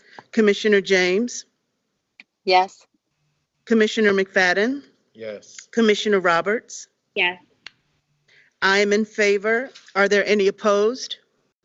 I'm abstaining. Any abstained? Commissioner Bondima is abstaining. Okay, that's 7 in favor, 1 abstention, and 1 absent. The motion passes. Thank you. And then the last item pulled was 19.01. What was the name of that one? Play on Sports. Thank you, Madam Chair. I think this is a tremendous opportunity for our student youth throughout the system. I'd just like for staff to explain the actual procurement item so that we're clear on what we're voting on tonight. Good evening. My name is Sarah Warren. I'm the Executive Director for the Office of Whole Child Services and Support. Thank you for your question, Commissioner Roberts. I'm going to do my best to try to explain this, but I've got other people on the line here who can jump in and help if I'm not hitting the mark. So essentially, as you alluded to, this is a great opportunity for us to be able to stream the athletics events that our students are participating in live. And so what this contract does is essentially creates the opportunity for us to move ahead in this partnership or this agreement to get the streaming services put in place, which includes the installation of cameras and whatnot. In general, that does not actually cost us anything. And in fact, as is stated in the letter, the district would actually be receiving 10% of the revenue from the cost of the subscription. So this is a subscription service that this vendor would be running. The issue is that if we were to cancel that contract before the 5 years is up, then they would need some kind of compensation in order to be able to remove all of the cameras that they had installed in order to make this filming and subscription service possible. So essentially, this is really just an insurance policy in a sense, putting this in place so that in the event that for some reason we decided to cancel that arrangement with them before 5 years is up, we have the board authorization to be able to pay the fee that would be incurred by them having to remove those cameras. But in general, as long as we move ahead with that contract for the 5 years, it will not cost the district anything. Jess Wilson, are you there, and do you want to add or clarify anything? I think you covered everything. So unless the board members have additional questions, I think you did great. I think my only remaining question then would be, with it already being seen, or it's already being tested through ITD and it already having been seen from legal, are there any anticipated early termination thoughts on the table? Since you've said insurance, I refer to it as security deposit. Right. That's a better way of putting it. Yeah, I mean, I don't think we're aware of any reasons why this would not go for the full 5 years. It's just that because, there is that possibility that there could be some cost involved if something took place that, prevented us from getting through the full 5 years, then we would want to make sure that we have the backing to be able to pay that fee. But I don't think foresee particular issues right now. And I just Chief Sivan.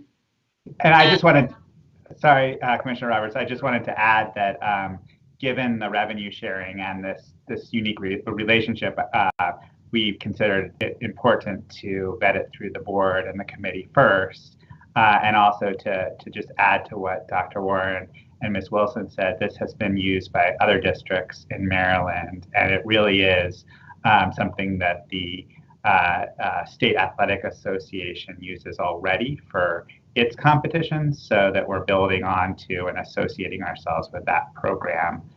So it's being public in our deliberation around this unique vehicle to support our students. Thank you, Chief. Madam Chair, if no one else has any questions, any more questions for this item, I move the approval of item number 19.02. Thank you, Commissioner Roberts. Were there any other questions? Commissioner Griffin has a question. This is just out of curiosity, and thank you so much for explaining it, because it definitely helped me better understand what we're voting on today. After the 5 years, would we then have to renew the contract and then also have the possibility of incurring a fee, the security deposit all over again? Just out of curiosity. I don't actually have the answer to that. My assumption is that we would revisit the contract then, but if someone who's been more involved in the contract negotiations wants to weigh in, please do. Otherwise, we'll try to get that answer for you and provide it later. Good afternoon, Dr. Warren and the board. This is Ms. Montgomery from the Office of Athletics. So I've worked directly with the contract and the vendors and Chief Sivan. After the 5 years, the equipment is paid for. So essentially it is ours and we do not have to renegotiate the contract. And we also just wanted to put in there that our State Athletic Association, MPSSAA, in the event they decide to upgrade or they decide to terminate the contract, then there is a clause in there that absolves us from any early termination fees. So after 3 years, if they just determine that they would like to end it, we still would keep the equipment, and then we would not have to pay the early termination fees. Thank you so much. I'm so glad you were able to answer that question. It makes perfect sense. I just wanted to make sure I was clear on after the contract. I appreciate it. No problem. Thank you so much. Are there any other questions from other board members? If not, I'll take the motion from Commissioner Roberts. Is there a second? Second, Commissioner James. I'll take Commissioner James. All in favor, Commissioner Bondima, Yes. Commissioner Brooks, Yes. Commissioner Chinya, Yes. Commissioner Griffin, Yes. Commissioner James, Yes. Commissioner McFadden, Yes. Commissioner Roberts, Yes. and I'm in favor. The motion passes with 8 in favor and 1 absent. Based on public comments, are there any additional items any board members would like to pull from the consent agenda?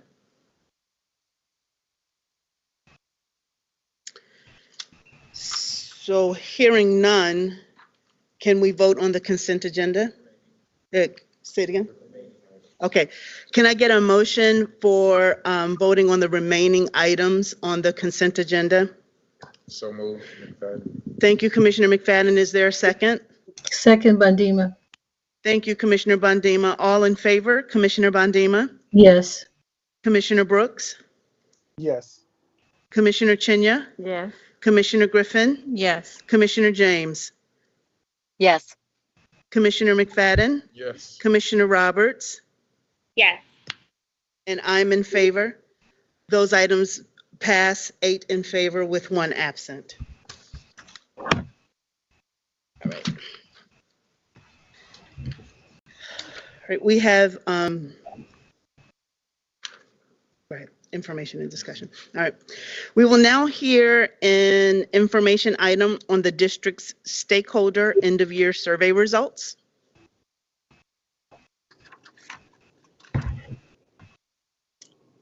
Good evening, everyone. This is Teresa Jones, Chief Achievement and Accountability Officer.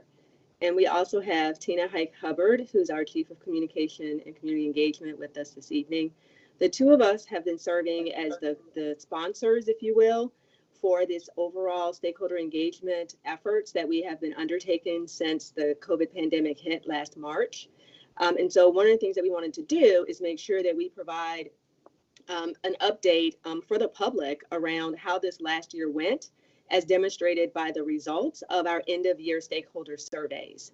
So we're going to cover highlights this evening, and there will be additional information that will be accessible via the district website. So at this time, if you can move to the next slide, please.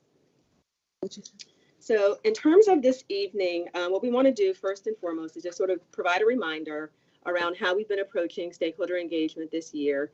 Of course, as it relates to our end of year survey results, we want to share with you some of the key takeaways and the connections to the work of our Reconnect, Restore, and Reimagine efforts. And then we'll also speak a bit specifically about the implications and alignment to recovery efforts overall. And then, of course, we also want to be able to provide some sense of what to expect as it relates to ongoing engagement and feedback gathering opportunities over the course of this upcoming year. Next slide, please. So first, just to reground us in our board's strategic priorities, the work that we're going to be highlighting this evening really aligns closely to our family and community engagement priority number 4. But I want to acknowledge that it supports all of the board's priorities, because this is one of the key ways that we get information and get insight about how individuals are experiencing city schools. And that crosses over all of the priorities that you see listed as a part of our recovery efforts, as well as how we do our work day in and day out. Next slide, please. So as it relates to stakeholder engagement, first, just a couple of sort of grounding principles.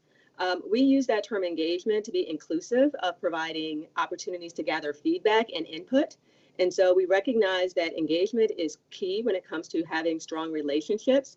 And it's also critical as it relates to maintaining the two-way communication that is necessary between our students, our staff, and members of our community.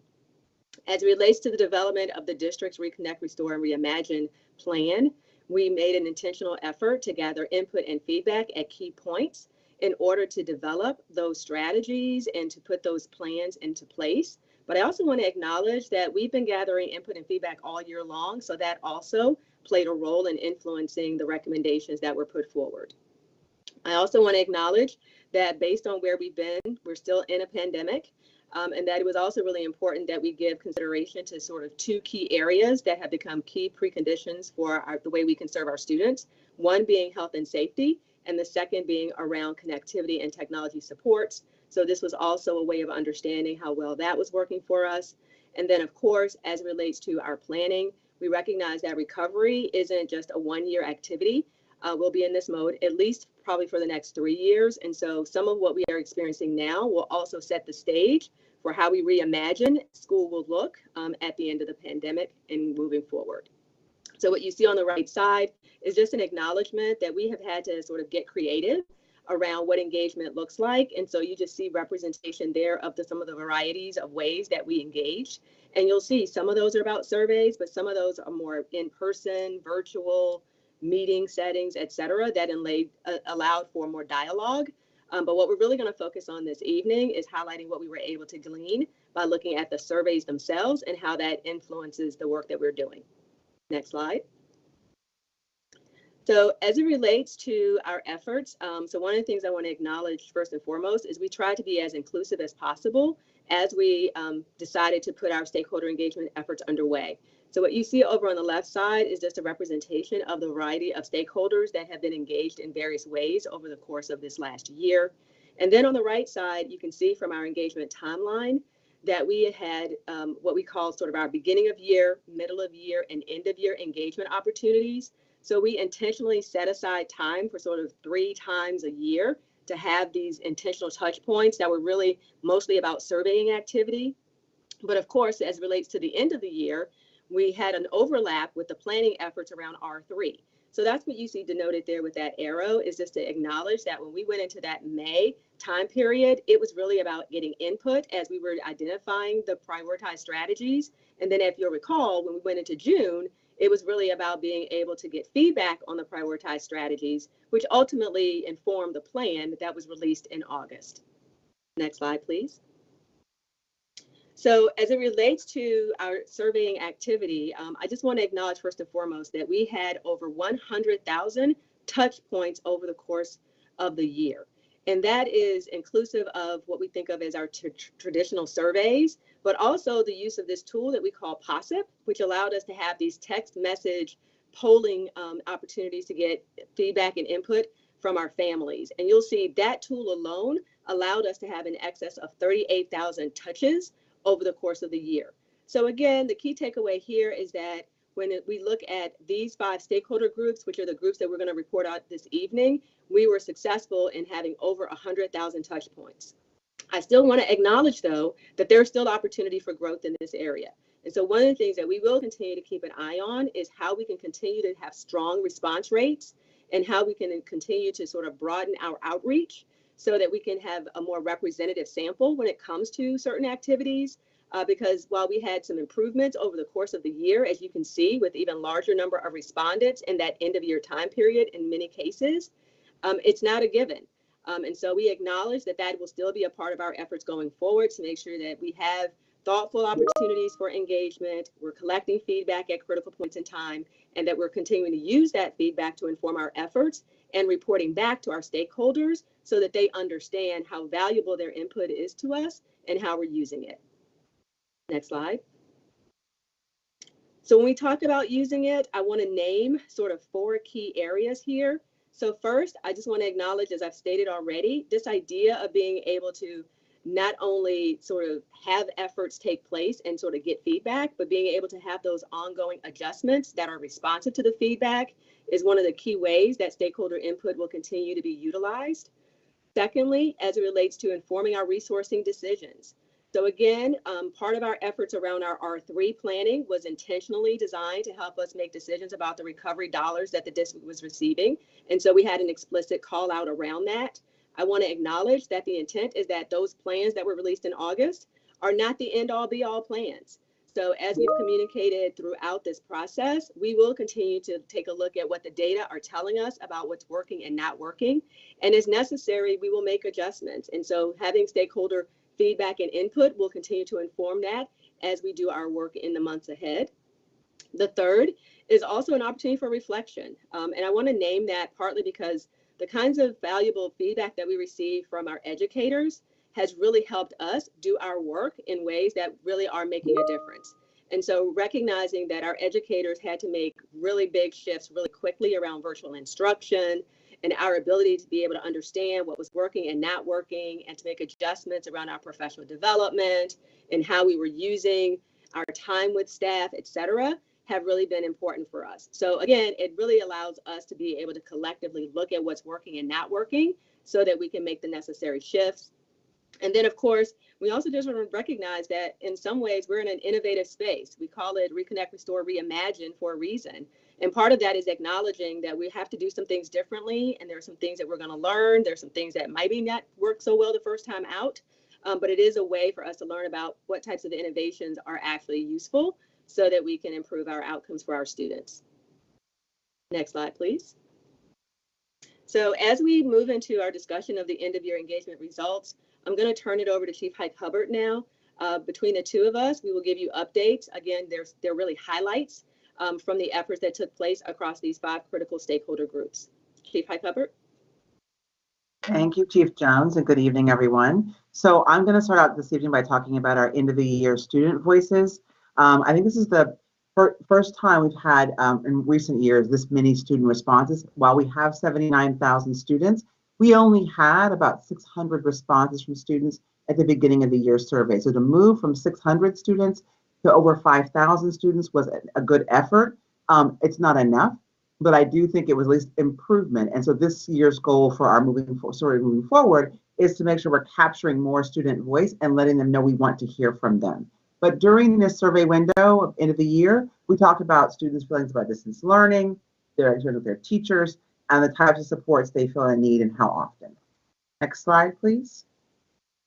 So here's the first data snapshot we want to share with you.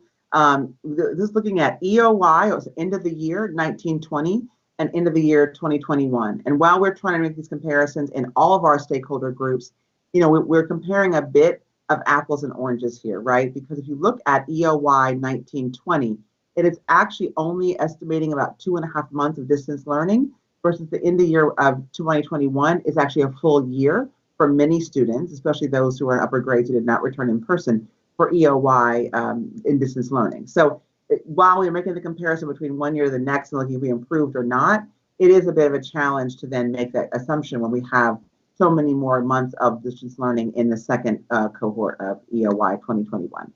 Anyway, though, you see students being happy with distance learning in the first cohort, the slight variation, right? 56% to 51%, and then learning a lot, again, 50 to 60. So we had an improvement in EOY 2021, but it's also a longer time with students having to be in it and having support during that time period.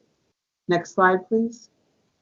So on this one, we talked about how students connected with their teachers during distance learning, and you'll see a difference here again between EOY 1920 and 2021, same comparison between the amount of time.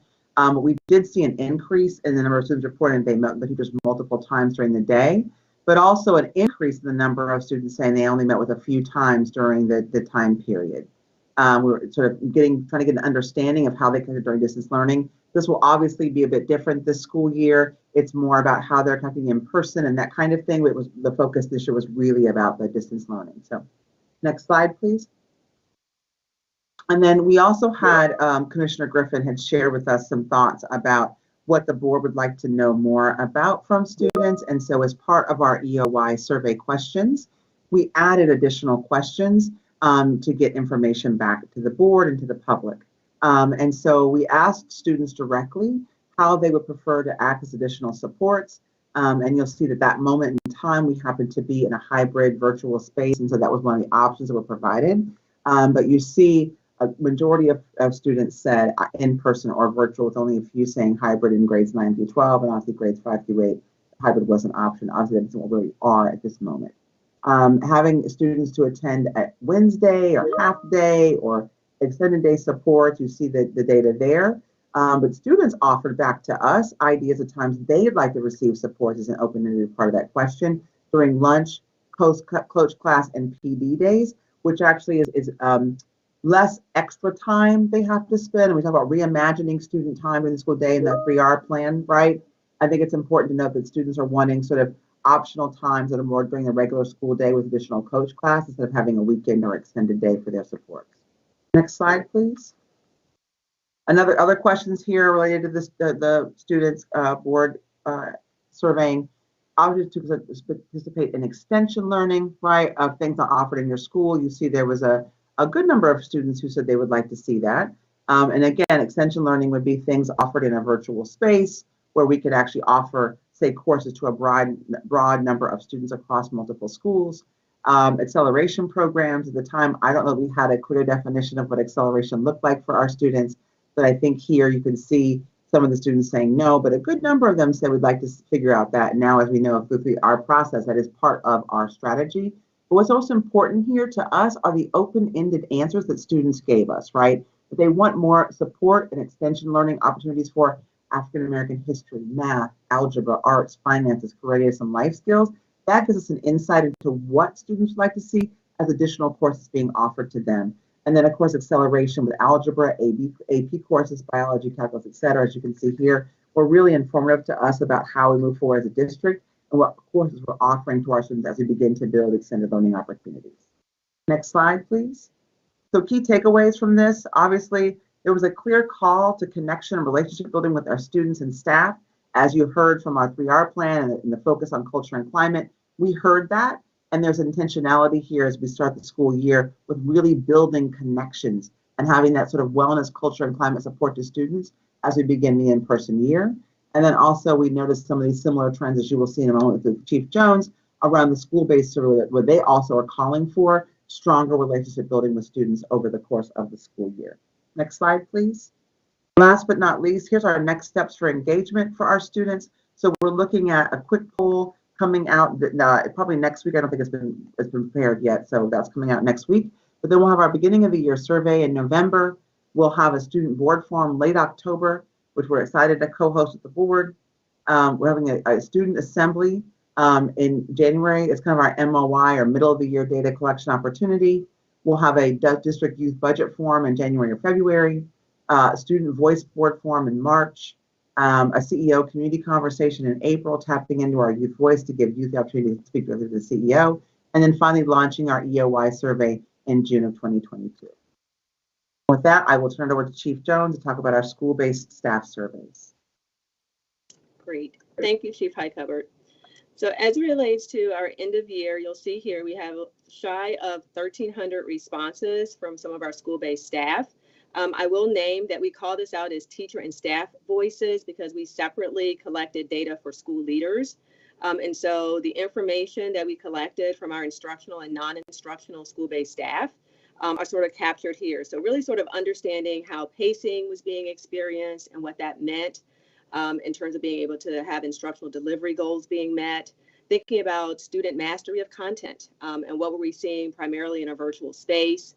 We also wanted to get some ideas from them about what our students might need. So asking specifically, what are the top 3 things that students might need in the fall in order to be successful? And then, of course, being able to get their feedback and ideas to inform professional development as we continue to support our students. Next slide, please. So on these first 2 points, so the key takeaway here is that the virtual and hybrid landscape really did create challenges. And so first and foremost, what you see on the left side is in terms of this mastery of content, that students in some cases really were challenged by what it meant to be in a predominantly virtual space. And even as some sort of transitioned into in-person towards the end of the year, there were still some students that were sort of experiencing sort of a hybrid learning experience. And so some of that did have an impact that made it more challenging for their content mastery. Related to that, of course, is pacing. So teachers' ability to be able to keep pace with the demands of the curriculum and being able to get through it in a way that was meaningful and engaging for students was also representing some challenges for us. And we did see some differences even between the middle of year and end of year around how that was experienced as demonstrated in these results. Next slide, please. So when we ask the question around what supports students would need, you see those represented here sort of in these theme areas. What I really want to highlight here is a lot of this was directly aligned to the way that we were already thinking about planning for recovery. So again, while this was a data collection at the end of year period, it was pretty consistent with what we were hearing sort of as the year was progressing around what we might need to do differently as we prepared for in-person learning to return. And so thinking about time, like how do we make good use of time? How do we adjust time so that it can be more productive? Excuse me. And also thinking about the challenges that teachers were feeling around their practice. So of course, in that space, a lot of it was around virtual instruction, but there was also just an acknowledgement of teachers in anticipation of students having unfinished learning, that they would have to have time to be able to like really get the skills honed in to accelerate learning in the upcoming year. Similarly, around engagement, continuing to sort of hone in the importance of relationship and being able to make sure that that would continue to be an area that we could focus on to support students. Technology, of course, even though we were anticipating an in-person return, technology is here to stay. And so making sure that those resources were available, particularly in the school buildings, that we had sufficient broadband and the internet was working consistently. And then, of course, the training and supports just to make sure that we could leverage the technology effectively. When it comes to curriculum, again, there was a lot of acknowledgement already that we have high quality curriculum, but really thinking about what does it mean in terms of scope and sequence and how the curriculum itself might have to be adjusted and how it's taught in order to accelerate learning for students. Of course, social emotional learning, there's a whole host of comments that we received related to this, really just lifting up the needs to emphasize that social and emotional support of students. So making sure that those needs are well understood, that they have ways to engage with students in those areas. And again, also focusing on the relationships that they have with students, as well as relationships between students. So thinking about how important those peer relationships are. Of course, when we talk about testing or assessment, there's always this question around where's the right balance when it comes to the amount of time. And again, noteworthy here is this idea of making sure that, there is more of an emphasis on instructional time. And so less time on testing itself, or in most, testing support, so that the instructional time is not sacrificed.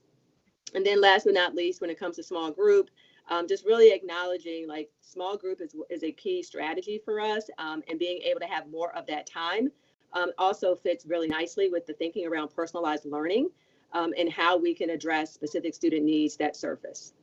Next slide, please. So as it relates to preparation for staff for this upcoming year, the question was really around professional development needs. And so some of those things I've already sort of alluded to. So first around the technology, how to make good use of it, what does that mean? I really appreciated the call out around what does it mean in a small group setting. So again, emphasizing the role of small group instruction as a key strategy. Again, thinking about content, just making sure folks really know their craft, they know their standards, they know what it needs to look like, and how to hold students to their grade level expectations, and how that helps them, have content specific sessions in support of developing effective instructional strategies. Of course, when it comes to curriculum and instruction, a lot of this was just being able to get them to hone their craft. So you'll see that addressed. And again, you'll see call outs regarding the use of small group. And then SEL, social emotional learning, once again, to be able to support the needs of our students. Next slide. So in terms of the connections to R3, we've sort of spoken to this in some ways. I just want to highlight a few key areas. So first and foremost, the points that Tina raised earlier about relationship does play out in terms of the interests and supports around social and emotional learning, but it's also closely connected to being able to inform those student learning plans that we've been talking about. Which really supports this idea of personalized learning options for students. So making sure that staff have time for those is really important. Just last Friday, there was staff time during the September 24th PD Day to support those student learning plans and the development of those plans. Of course, leveraging the plans, those are becoming an anchor for the conversations that we want to have with students and their families about how we're personalizing learning and making sure that teachers are able to engage around those plans with students. There's also this new idea that we're launching, which you'll hear a little bit about, which is the Educator Consultancy Group. And this is really intended to make sure that we have a way to stay closely connected to a sort of like an expert group, if you will, to inform decisions and give us feedback over the course of the year. And then, of course, professional development. So again, recognizing, cycles of learning and how we leverage job embedded learning and not just rely on sort of sit and get professional development target days, as well as leveraging those days more effectively as a way to support staff moving forward. Next slide, please. So some key call outs here in terms of the next steps. So one of the things that we wanted to continue to do is leverage our community learning networks. And so really thinking about how we can do surveying activity that is sort of more of like a quicker touch point, a couple of times a year. Also thinking about the leveraging of quick polls, like as certain things come up, we want to be able to get, those responses right away and get that information to folks to inform decisions. And then as a reference, like this Educated Consultancy Group, really being able to get that off the ground in earnest so that these educators can serve as thought partners and collaborators. And that launched earlier in September. And so we're looking forward to hearing more about how those efforts inform the work as well. Next slide, and I will go through some key things here regarding school leaders. So as I mentioned, what we just covered were basically, the non-school leaders, but our instructional and non-instructional school-based staff. This slide is intended to kick us off to talk about what are our school leaders experiencing. And so when we look at the end of year survey, sort of the 4 key areas that we focused on, first and foremost had to do with, building teacher capacity. Like, what does it mean for teachers to be able to work effectively with families when we were mostly sort of in this hybrid space, particularly as we were using technology to sort of continue learning outside of the classroom, even when kids were, whether they were virtual 100% or whether they were in person for some part of the time. Also, in terms of our school-based professional development, finding out more information about what was happening or not happening with virtual instruction, and then, of course, family communication, recognizing how important that is. Next slide. So a couple of key headlines around this, and I'm going to sort of refer to my notes here. So one, when we take a look at what does it mean in terms of the effectiveness of building teacher capacity, there were a couple of call outs. So looking at the results from the beginning of year to the end of year, we sort of trended downward from that beginning of year 39% down to the 29% for MOI, but then it just popped straight up to that 73% that you see noting here. And we see that partly as demonstrating that school leaders have become more knowledgeable about what it meant to support their teachers around hybrid expectations. And I just want to name that because there is a little bit of a through line in the data that just sort of acknowledges that there was a lot of learning that our educators were experiencing over the course of the year around how to serve students better. And so that is somewhat reflected in the data you see here. Similarly, excuse me, it was actually a little bit of a mixed bag in terms of looking at delivering effective and highly effective virtual instruction. And so I will say, like, this one is really interesting to me because we sort of started on a high note, then it dipped, and then again, back up again. And so some of this may be because of some of the efforts that were specifically targeted around leveraging small group instruction virtually. But this is, again, one that, members of our team may be able to offer additional insight around as we go through this. And then this next one, in terms of the preference for school-based professional development, I will say, like, that is something that we have heard and seen reflected in our data before. Just in terms of, like, what does that job embedded experience look like, and being able to really hone in on the needs of a specific school community and really targeting that was something that we saw school leaders really having an interest in and wanting more of that. And then lastly, like, this piece in terms of communication is really seeing that we were starting to see an uptick in terms of the level of communication to families. And I will say we were really encouraged by seeing that large percentage for that end of year, because I think some of that was just reflective of people were becoming more comfortable with engaging families in ways that maybe they had not done before. And quite honestly, having families, sort of step up and want to be, more actively involved in ways that people may not have assumed families would even be interested in doing. And so that virtual space, as we all know, allowed families to see what was happening with students in a different way. And so I think over time, some of that has also played out in how staff have now learned to communicate and to be responsive to the needs of families when it comes to that. So we can go to the next slide, please. So in terms of connecting some of that learning to our R3 efforts, so again, knowing the important role of school-based professional development, there was an additional day added so that during that first week when staff returned, that they would be able to have that school-based professional development based on the needs of that school and that particular staff community. Also just thinking about how we can have more school-based staff professional development opportunities throughout the year. And then as it relates to leveraging our resources, we have our academic content liaisons, or we call them our ACLs, that will continue to work with teachers. And so really thinking about how they support that transition from the hybrid and virtual learning experiences to in-person learning that's happening now was also another key strategy to consider. Next slide, please. So when it comes to some of the next steps, so one of the things we decided to do here is to actually focus on beginning of year and end of year surveys as one of the ways to get feedback from principals. We recognize that the rhythm of 3 times a year was particularly challenging for some of our stakeholder groups, some more than for others. And so one of the reasons we scaled that back was in response to the feedback from principals and a desire for us to get high levels of responses. Also, we wanted to acknowledge, though, that doesn't mean that we wouldn't leverage these sort of mini surveying opportunities and have some of that dialogue during the CLN meetings. So that would be, in some ways, a substitute for having an MOI, because those meetings happen all year long.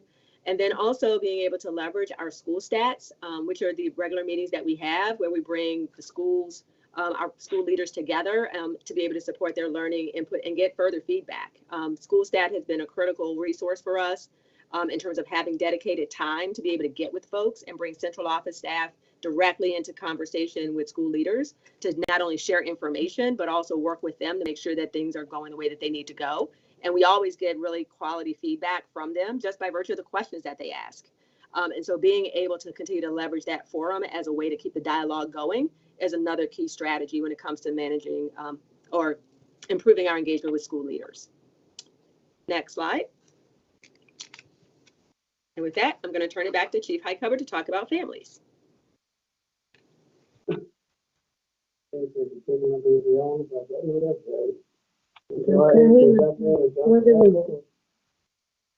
Sorry, I was on mute. I'm pleased to report that we have over 15,000 responses from families for the end of the year survey. The window, as you see, was open from April to the end of May. And I want to just thank every school community, school coordinators, and others and the partners actually, right, to help us do outreach to families to make sure that we actually collected their voices in this conversation. We really wanted to hear from our families, and we've just made a distinct effort the past school year to really ramp up the amount of information we're collecting from families and using that, as Teresa said in the beginning of the slides, to make decisions, to pivot how we support families or communicate with families. So topics included student preparedness, right, needing resources in the community, sense of student belonging and adult relationships and bullying, satisfaction with their own school, and teacher communications and expectations. Next slide, please. So I'm pleased to report that over 80% of our families were mostly or extremely satisfied with their child's school. And given how difficult last year was during the pandemic, being partially virtual, partially open, coming in person, we're just really excited that families felt this good about their experience. Again, it is a sample of our families, it's 15,000 of them, but for those who completed it, we got this great feedback. I think what's most important are groups of parents, regardless of child race or ethnicity, and number of children in the school, were 3 points of district-wide average. So it wasn't like big swings with these specialized groups. They had a closer to the same overall satisfaction that the larger groups had. It's really important that our individual groups didn't have that big of a swing away from this reported data. Next slide, please. So our top 3 most favorable questions on the survey, we had, if your child's teacher communicate clear expectations, and you see 84% of our families said yes.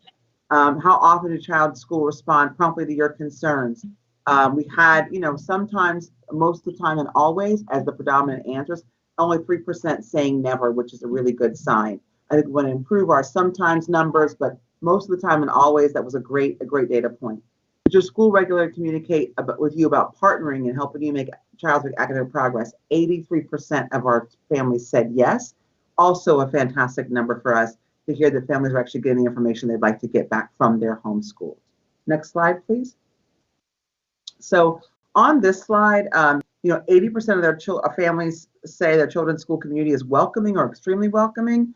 Only 30% of our families report being mostly or extremely involved with parent group at the school.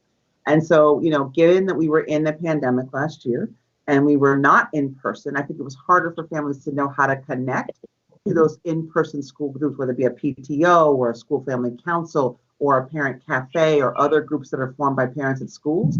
So, we want to make sure that we're using this data to understand that families aren't feeling that they're not connected to those groups, or they're either not aware of them, or they've chosen not to be involved. We want to make sure that we are promoting those ways to connect, that we are sharing with families how to get engaged to their schools, and making those more a visible part of what we communicate to our families. Next slide, please. So connecting to R3, this data is going to help us build awareness, right, and capacity around decision-making and advocacy. As many of you know, the board passed the new family community engagement policy in May, and so we're using that as our North Star or our guidance to make sure that we are really creating these opportunities here, developing two-way communication, having mutual decision-making and advocacy at the school and district level, and then professional development opportunities for school-based staff and families, and frankly, central office staff as well, to make sure we're doing a better job of really reaching out and connecting to our families. Next slide, please. So for this year, for our next steps around engagement, we are going to be doing our POSIT polls again, our text messaging surveys that go out to families to get quick answers to things either on a particular topic, like we did last year, say for transportation, or for district-wide questions like, do you want summer school? We'll be doing those POSIT polls again. As Teresa said earlier, we got 68,000 responses on our POSIT polls. It was the first time ever we've had that quick of a response around families' needs, desires, or wants. So we'll continue those. We seem to get lots of good feedback about those. We'll also have beginning of the year and end of the year surveys, and then our parent cafes will be starting up soon, where we are training parents to talk to other parents about things like parenting and social and emotional things, and making sure that parents have an opportunity to get support from us to support their fellow parents in their school communities. We also want to build the capacity of families and staff. You all have heard about the dual capacity framework, to make sure that we are supporting home and school partnerships more robustly. We have Family University online for families to have access to content, and I urge everyone to go to the website and check out Family University. There's content there not only for families, but also for staff to learn more about ways in which we can engage with families more robustly. The Faith Fellowship is with 24 of our schools are pleased to report they had a great experience last year. We're launching our fellowship again this year, where schools are building family and community engagement teams and getting professional support and training and coaching on how those teams can support families. We also want to support parent leadership opportunities and organizing for our families. Building peer-to-peer networks with support groups around parents and families to ensure we have community building support. We're having school-level virtual parent cafes and district-wide support groups to help build those peer-to-peer networks. And then last but not least, really strengthening decision-making and advocacy at the school level. We want to, as you know, in our FCE policy, we are relaunching our school family and community councils to make sure that decision-making and governance activity at the school level is really robust and strong. Just to honor the fact that some of our schools are doing this extremely well, and others need support in revamping our school family community council. So our team here in our family community engagement office is providing that support to schools to really help them grow the school family community councils and create a pathway for parents to be families, to be engaged in those councils and offer support on school-based decision-making, budget decision-making, and elevating concerns at the school-based level. And then hopefully bringing that back to district-level communication or conversation. We can also incorporate that information into district-level decision-making. And with that, I will turn it over for our last piece, which is Teresa, to talk about our Chief Jones, our district office staff voices. Great. So thank you for that. Here, what we want to share out is, we did have the opportunity to get feedback as well from district office staff. And the key areas that you see noted there relate to well-being, health and safety, particularly thinking about the in-person work environment. So as folks, we're going to be returning in that space, supervisor flexibility, and then of course, communication. Let's move to the next slide. So as relates to areas of strength that sort of stood out in the results, 2 of the 3 areas were directly related to health and safety. And then the third was actually related to sort of flexibility of working conditions and schedules. So first and foremost, just to acknowledge that, we actually had a pretty high percentage of staff reporting that they were pretty positive to how the health and safety protocols were being enforced as they were returning to in-person work here in North Avenue. Also, in terms of knowledge of COVID procedures, staff were also acknowledging that they knew what those were. So the training efforts to make sure that people are aware of the protocols was reflected in that 93.3% of respondents saying that they knew what the proper protocols were to follow if they actually tested positive and developed symptoms or were around someone who tested positive. So we saw those as very, obviously good indicators. The fact that the health and safety protocols were being taken seriously and people were knowledgeable of them, and that was creating conditions for people to feel more comfortable about returning to in-person work. Also, this theme around flexibility was also something that came through loud and clear. And so it really came through that staff were appreciative of the fact that their supervisors were working with them and providing a level of flexibility and even perhaps flexibility that they had not experienced in the past. And you'll see that reflected in one of the key next steps, which actually has to do with leveraging the district's telecommuting policy. And just knowing that that would be something that the district would continue to sort of revisit as a way to support that experience was also something that we saw reflected in the data. Next slide. In terms of opportunities for growth, the areas that bubbled up, first and foremost, were around communication. And this was actually the area where we had the lowest average positive rating. And that really sort of spoke to, people's ability to get the information that they needed in a timely way with an appropriate frequency. So I think it's something that we've heard previously from other surveys and from other stakeholder groups around the importance of communication. So I think this was an indication that there's still some work to do in that space. So we wanted to acknowledge that. Also, this piece around the ability to plan, I think there was also just this piece around, how information was being communicated about the return to in-person and staff ability to feel like they would have sufficient time to plan for that.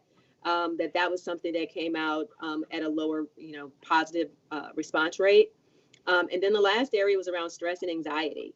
And so just noting that we had, less than 50% of staff that had positive responses to like their ability to actually, respond and handle the amount of stress that they were experiencing and what that particularly meant for those that were serving as caregivers was noteworthy. So we did include a call out here that just called out specifically that for the existing staff who self-identified as being a caregiver, that they were 11.2% less likely than our non-caregivers to state that they had as much or more time to manage stress and anxiety compared to the pre-pandemic time.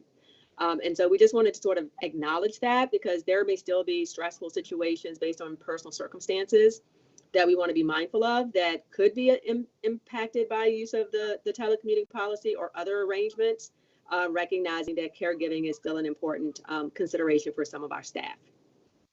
Next slide. So as we thought about those connections, again, back to R3, communication sort of stood out. So being able to make sure that there is, frequent, transparent, and timely communication and what that means in terms of the work environment and concerns related to health and safety are important. Also, inherent in this was sort of this piece around supporting staff wellness, work-life balance, and what that might mean depending on their working conditions, whether they were virtual or in person. And again, at the time that this was administered, folks weren't 100% sure around what it would mean to have a telecommuting policy once the pandemic, sort of subsided a bit. But I think there was this indication that people were interested in learning more and more about that to know whether the flexibility that they experienced would truly be extended to them beyond the pandemic. And then also thinking about like our central office space. That is something that we have to consider as we work through the implementation of a telecommuting policy. Recognizing that there still will be a need for hybrid meetings and ways for us to engage with staff and build strong teams and culture is also an important consideration. Next slide. So again, some of these key pieces, have been reflected in some of the work we've discussed. So the frequency, timeliness, and quality of information. So that speaks to the communication pieces. We also wanted to acknowledge that the role of the town halls. That is also another forum that we were able to leverage as a way to engage staff and provide opportunities for staff to connect with leadership to have their concerns addressed more quickly. And then again, thinking about surveys, the thought here is that we would only administer twice a year. And in this one, we refer to more of the middle of year, just based on the time of year that it's administered. It's not truly at the end of the year, but the idea is that we have 2 points in time that we can consider that give us a sense around how staff have experienced things over the course of the year. Next slide, please. And so with that, I will turn it over to Chief Hyde Hubbard. So I thank everyone for their patience for this long presentation. We are almost finished. But I just want to acknowledge that while we're giving you here an overview of each of the stakeholder groups in this presentation, we actually have presentations for each stakeholder group that will be posted to our website tomorrow. So you can actually review if you want to go in and spend more time with each deck for the individual group, students, families, staff, etc. You can go to our website here and find that information in greater detail. And I just want to say again, I know Chief Jones led with this, we really do use this feedback when we make decisions, when we decide how we're going to move forward, how we're budget decisions, et cetera. Like, I want folks to understand this is not just an exercise of futility where we're just asking for your opinion, then we don't actually use it. We actually went through, with, for example, in the R3 planning, we had all the work groups there studying not only the R3 feedback, but this end of the year feedback as well, as they devised the final plans to really reflect what we heard back from our staff, our families, and our students. And I just want to reiterate, it's really important that people know that, and that we are actually using this data and this information to really make decisions and to pivot in real time. Next slide, please. I also want to just highlight that there was an amazing group of people who have worked so hard this year, who don't sit on Teresa's team, don't sit on my team necessarily, all of them, but they work together to really help us have a robust plan and execution for stakeholder engagement. And their names are here, but I just need to highlight Mark Kennedy and Corinne DeLiberto, who are running these slides for us tonight and have been following Teresa and I around to collect information and grab it from the different groups and put it in the right slides, right? And all the work group members, Rashad State and Anthony Pena for students, Tatum McIver, Jessica Lawrence, and Holly Gonzalez for families, student school leaders, Tatum Daniels and Kim Sollers, school-based staff, Kathy Mangle and John Neubauer, and central office staff, Joel Madrid and Shauna Anthony. Kudos to all of you, because all of you have other jobs that you have to do, and you gave us time and energy to plan, to think through the right answers to the questions, and to make sure that we got outreach, that if we didn't have a lot of folks showing up for the last one, how do we collect more feedback? How do we get the right questions? Are these the right questions?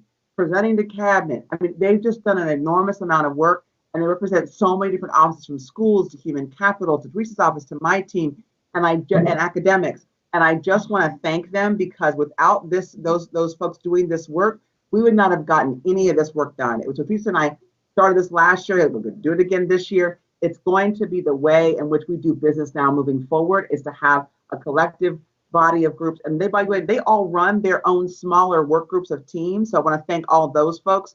And there's so many to name, I can't name them all. But those folks pulled together parents and teachers and other staff members across the district who were part of those conversations of devising the questions and how we reach out. So kudos to all of those folks.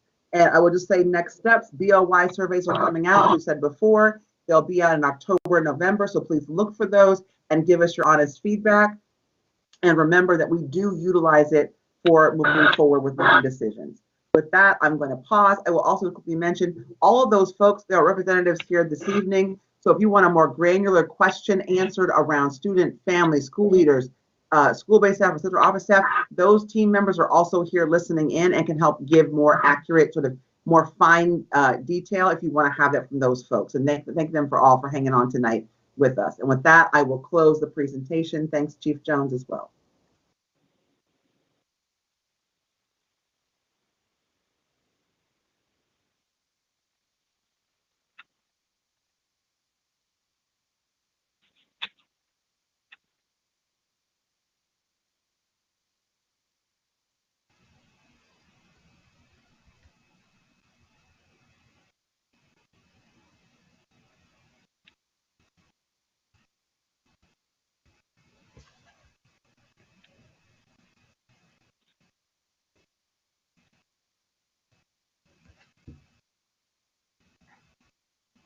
Board Chair Richardson, if you were speaking, you're muted.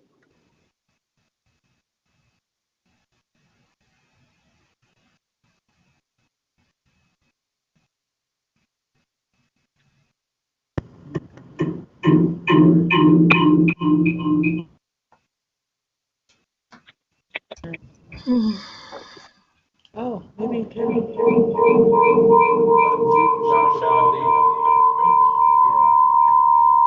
Ask Commissioner Bond.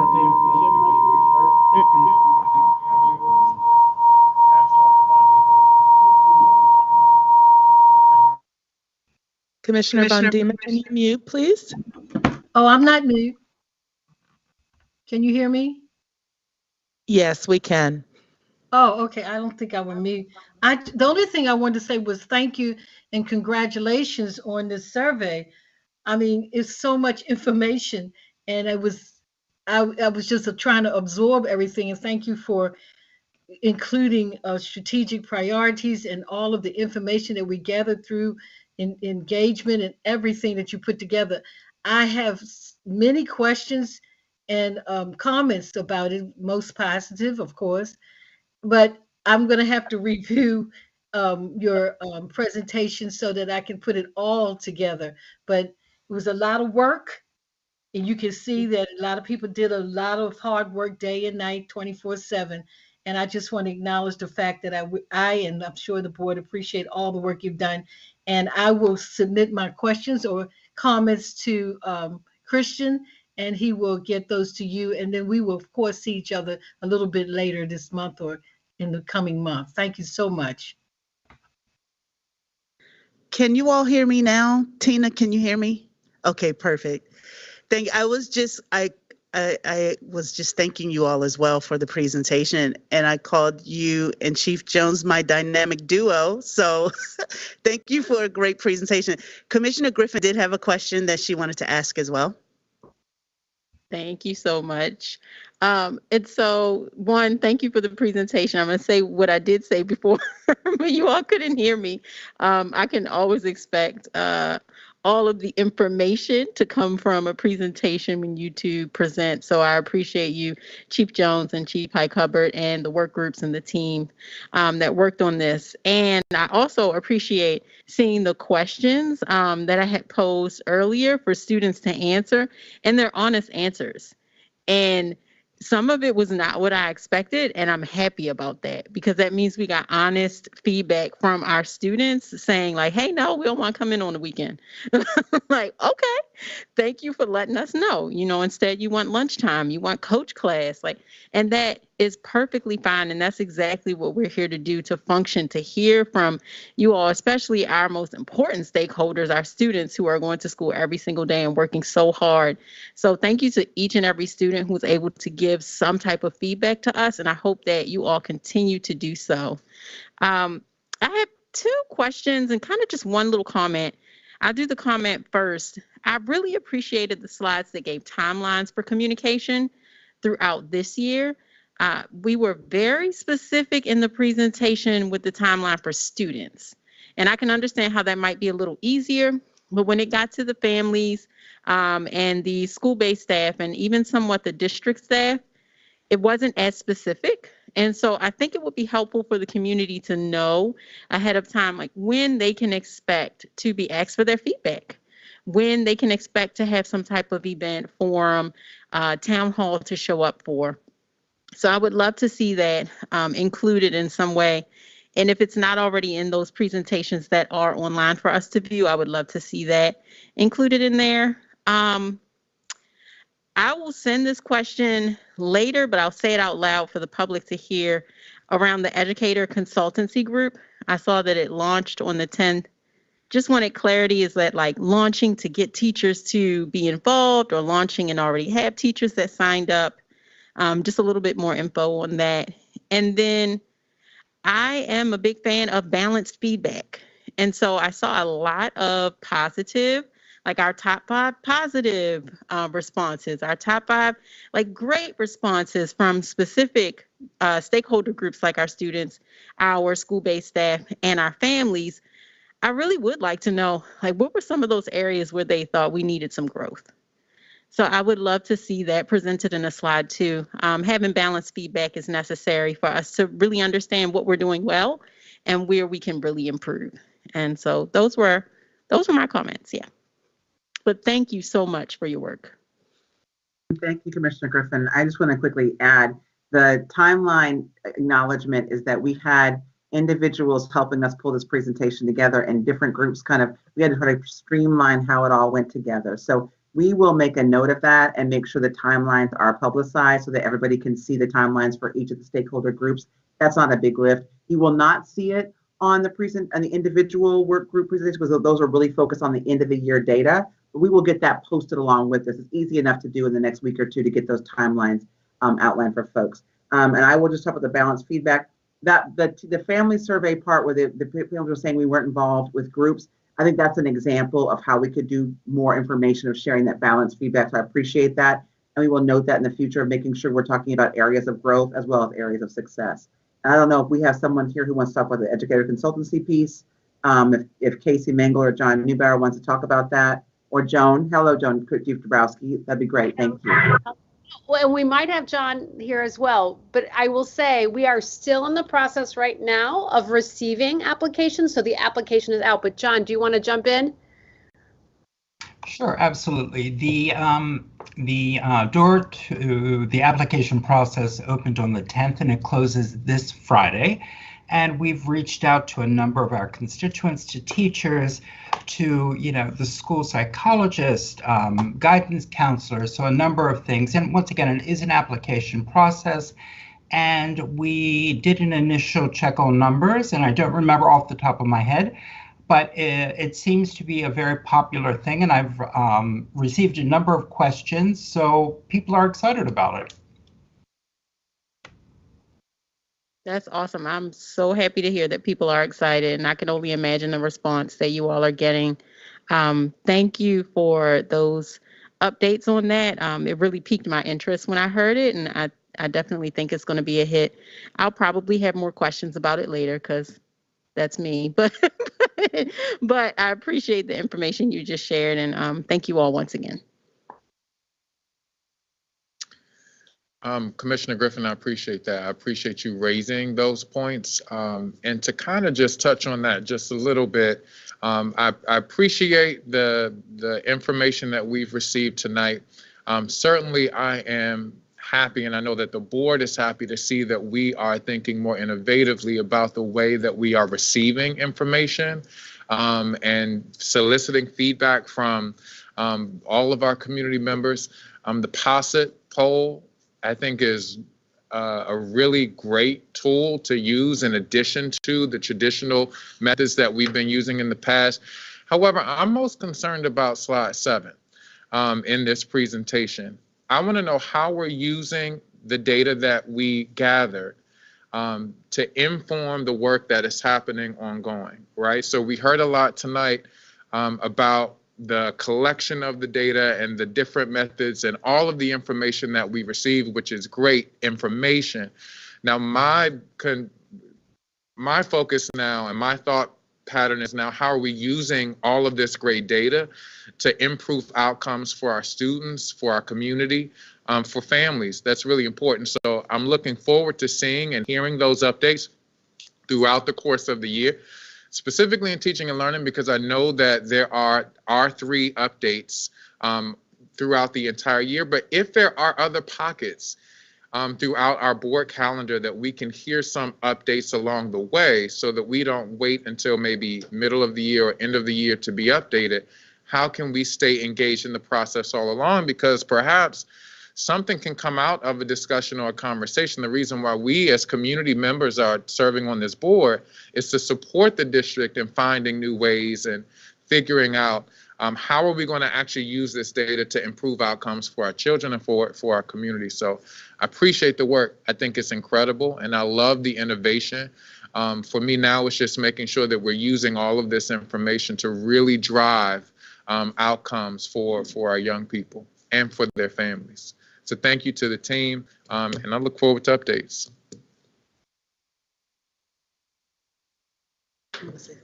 Go ahead, Dr. Santelises. Yeah, I just want to thank the team. This really was one of the areas, I would say, in the kind of pandemic virtual space that turned out to really be a turbocharge. And I think a lot of, the notations throughout the presentation really signal that this is a pretty punctuated point around survey and feedback time within city schools. We did things this year that we had not done before. And I think the kind of board's continual charge to innovate how we're getting feedback and how we're communicating, this team really put, in high gear. And so I think one of the things that this represents is really the beginning point. And, again, hats off to all of the folks that you see on the presentation lead and contributor slide. But I also want to thank Chief Jones and Chief High Hubbard for their leadership and really kind of pushing us to the next level. And there's more to do. And I do think that it'll be very helpful. A lot of the commentary and questions that the board asked tonight really help to make us better. And that's the point. To Commissioner Griffin's point, this is not about like happy news hour. Like, let's just kind of talk only about the happy news. And, I always think of Evelyn and like, don't bring me no bad news. So it's not about that. But it really is this idea of that, again, that the board's been pushing for a while, and that is, how do we get to new levels of participation and new levels of connecting with people? So just appreciate all the work that went into this, and appreciate the board for being thoughtful and reflective about kind of places we can go to next. So thank you. I see a question in the chat, and I just want to make sure we answer it. The educator consultancy application closes this Friday or October 11th? There's some confusion around the date. I'm sorry. Hi, all. This is Stacey Bengal. It closes on October 11th. Thank you so much. You're welcome. Were there any other questions or comments from the board? Okay. We're at board committee reports. I'm wondering if we have any commissioners wanting to give a report at this time.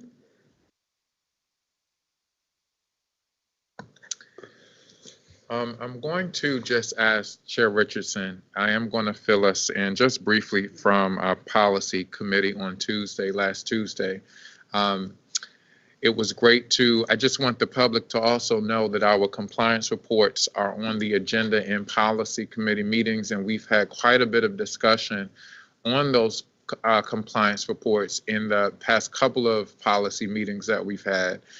So just to remind members of the public that all of our committee meetings are public, and you all can sign up. Any community member can sign up to speak or offer their contributions in those settings, in those smaller committees.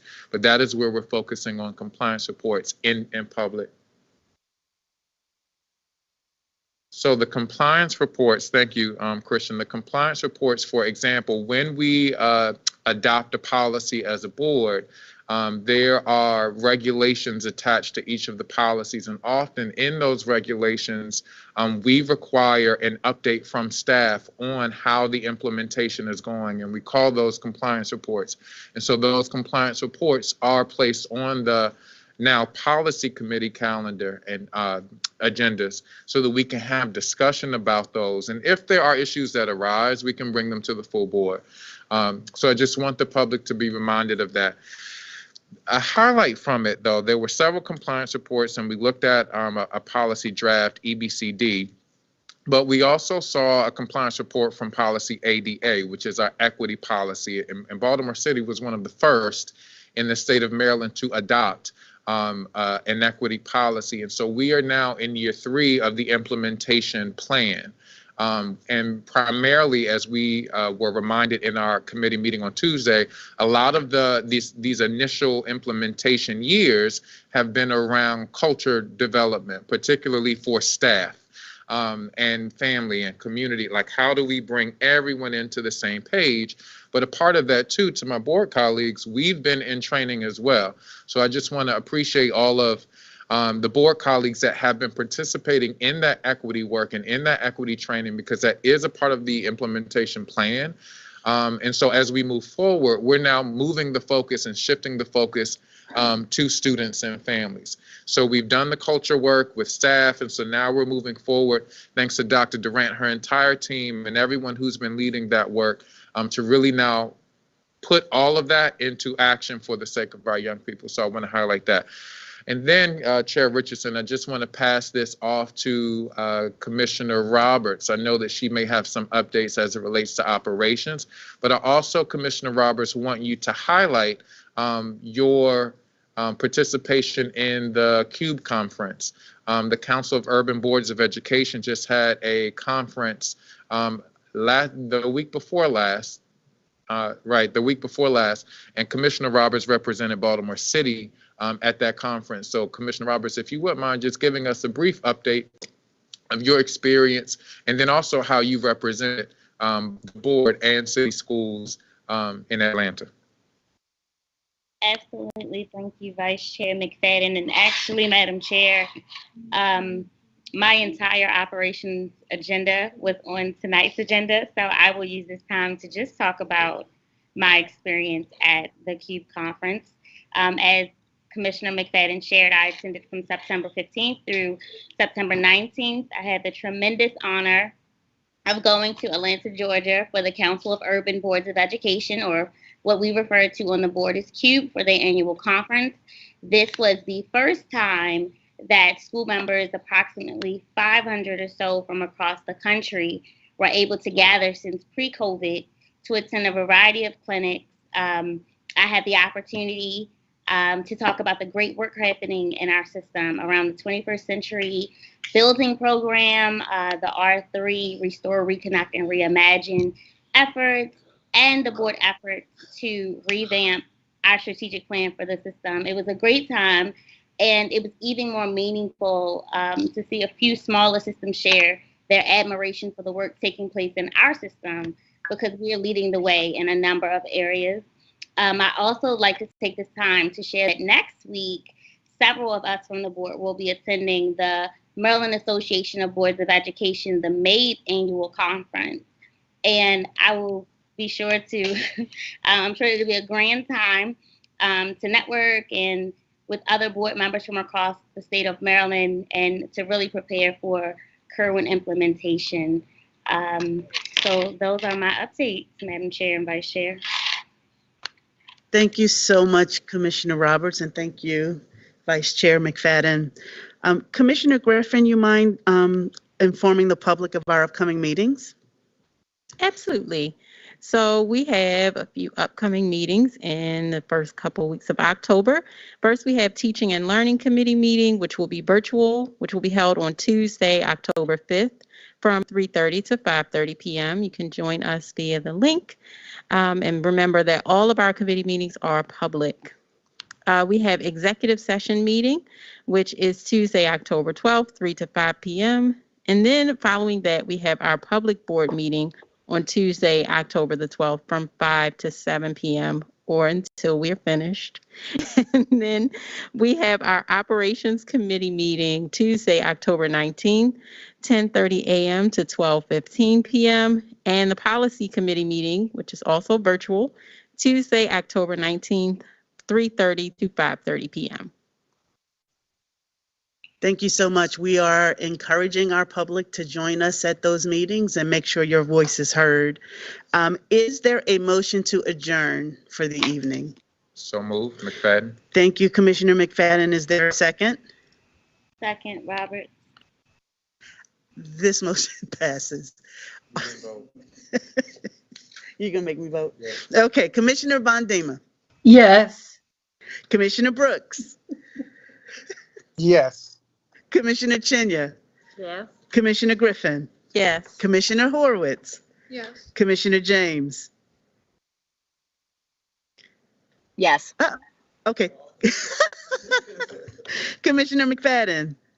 Yes. Commissioner Roberts. Yes. And I'm in favor. This motion passes. Good night. Good night. We are adjourned. Good night, everybody. Good night. Good night, all. Good night, everyone.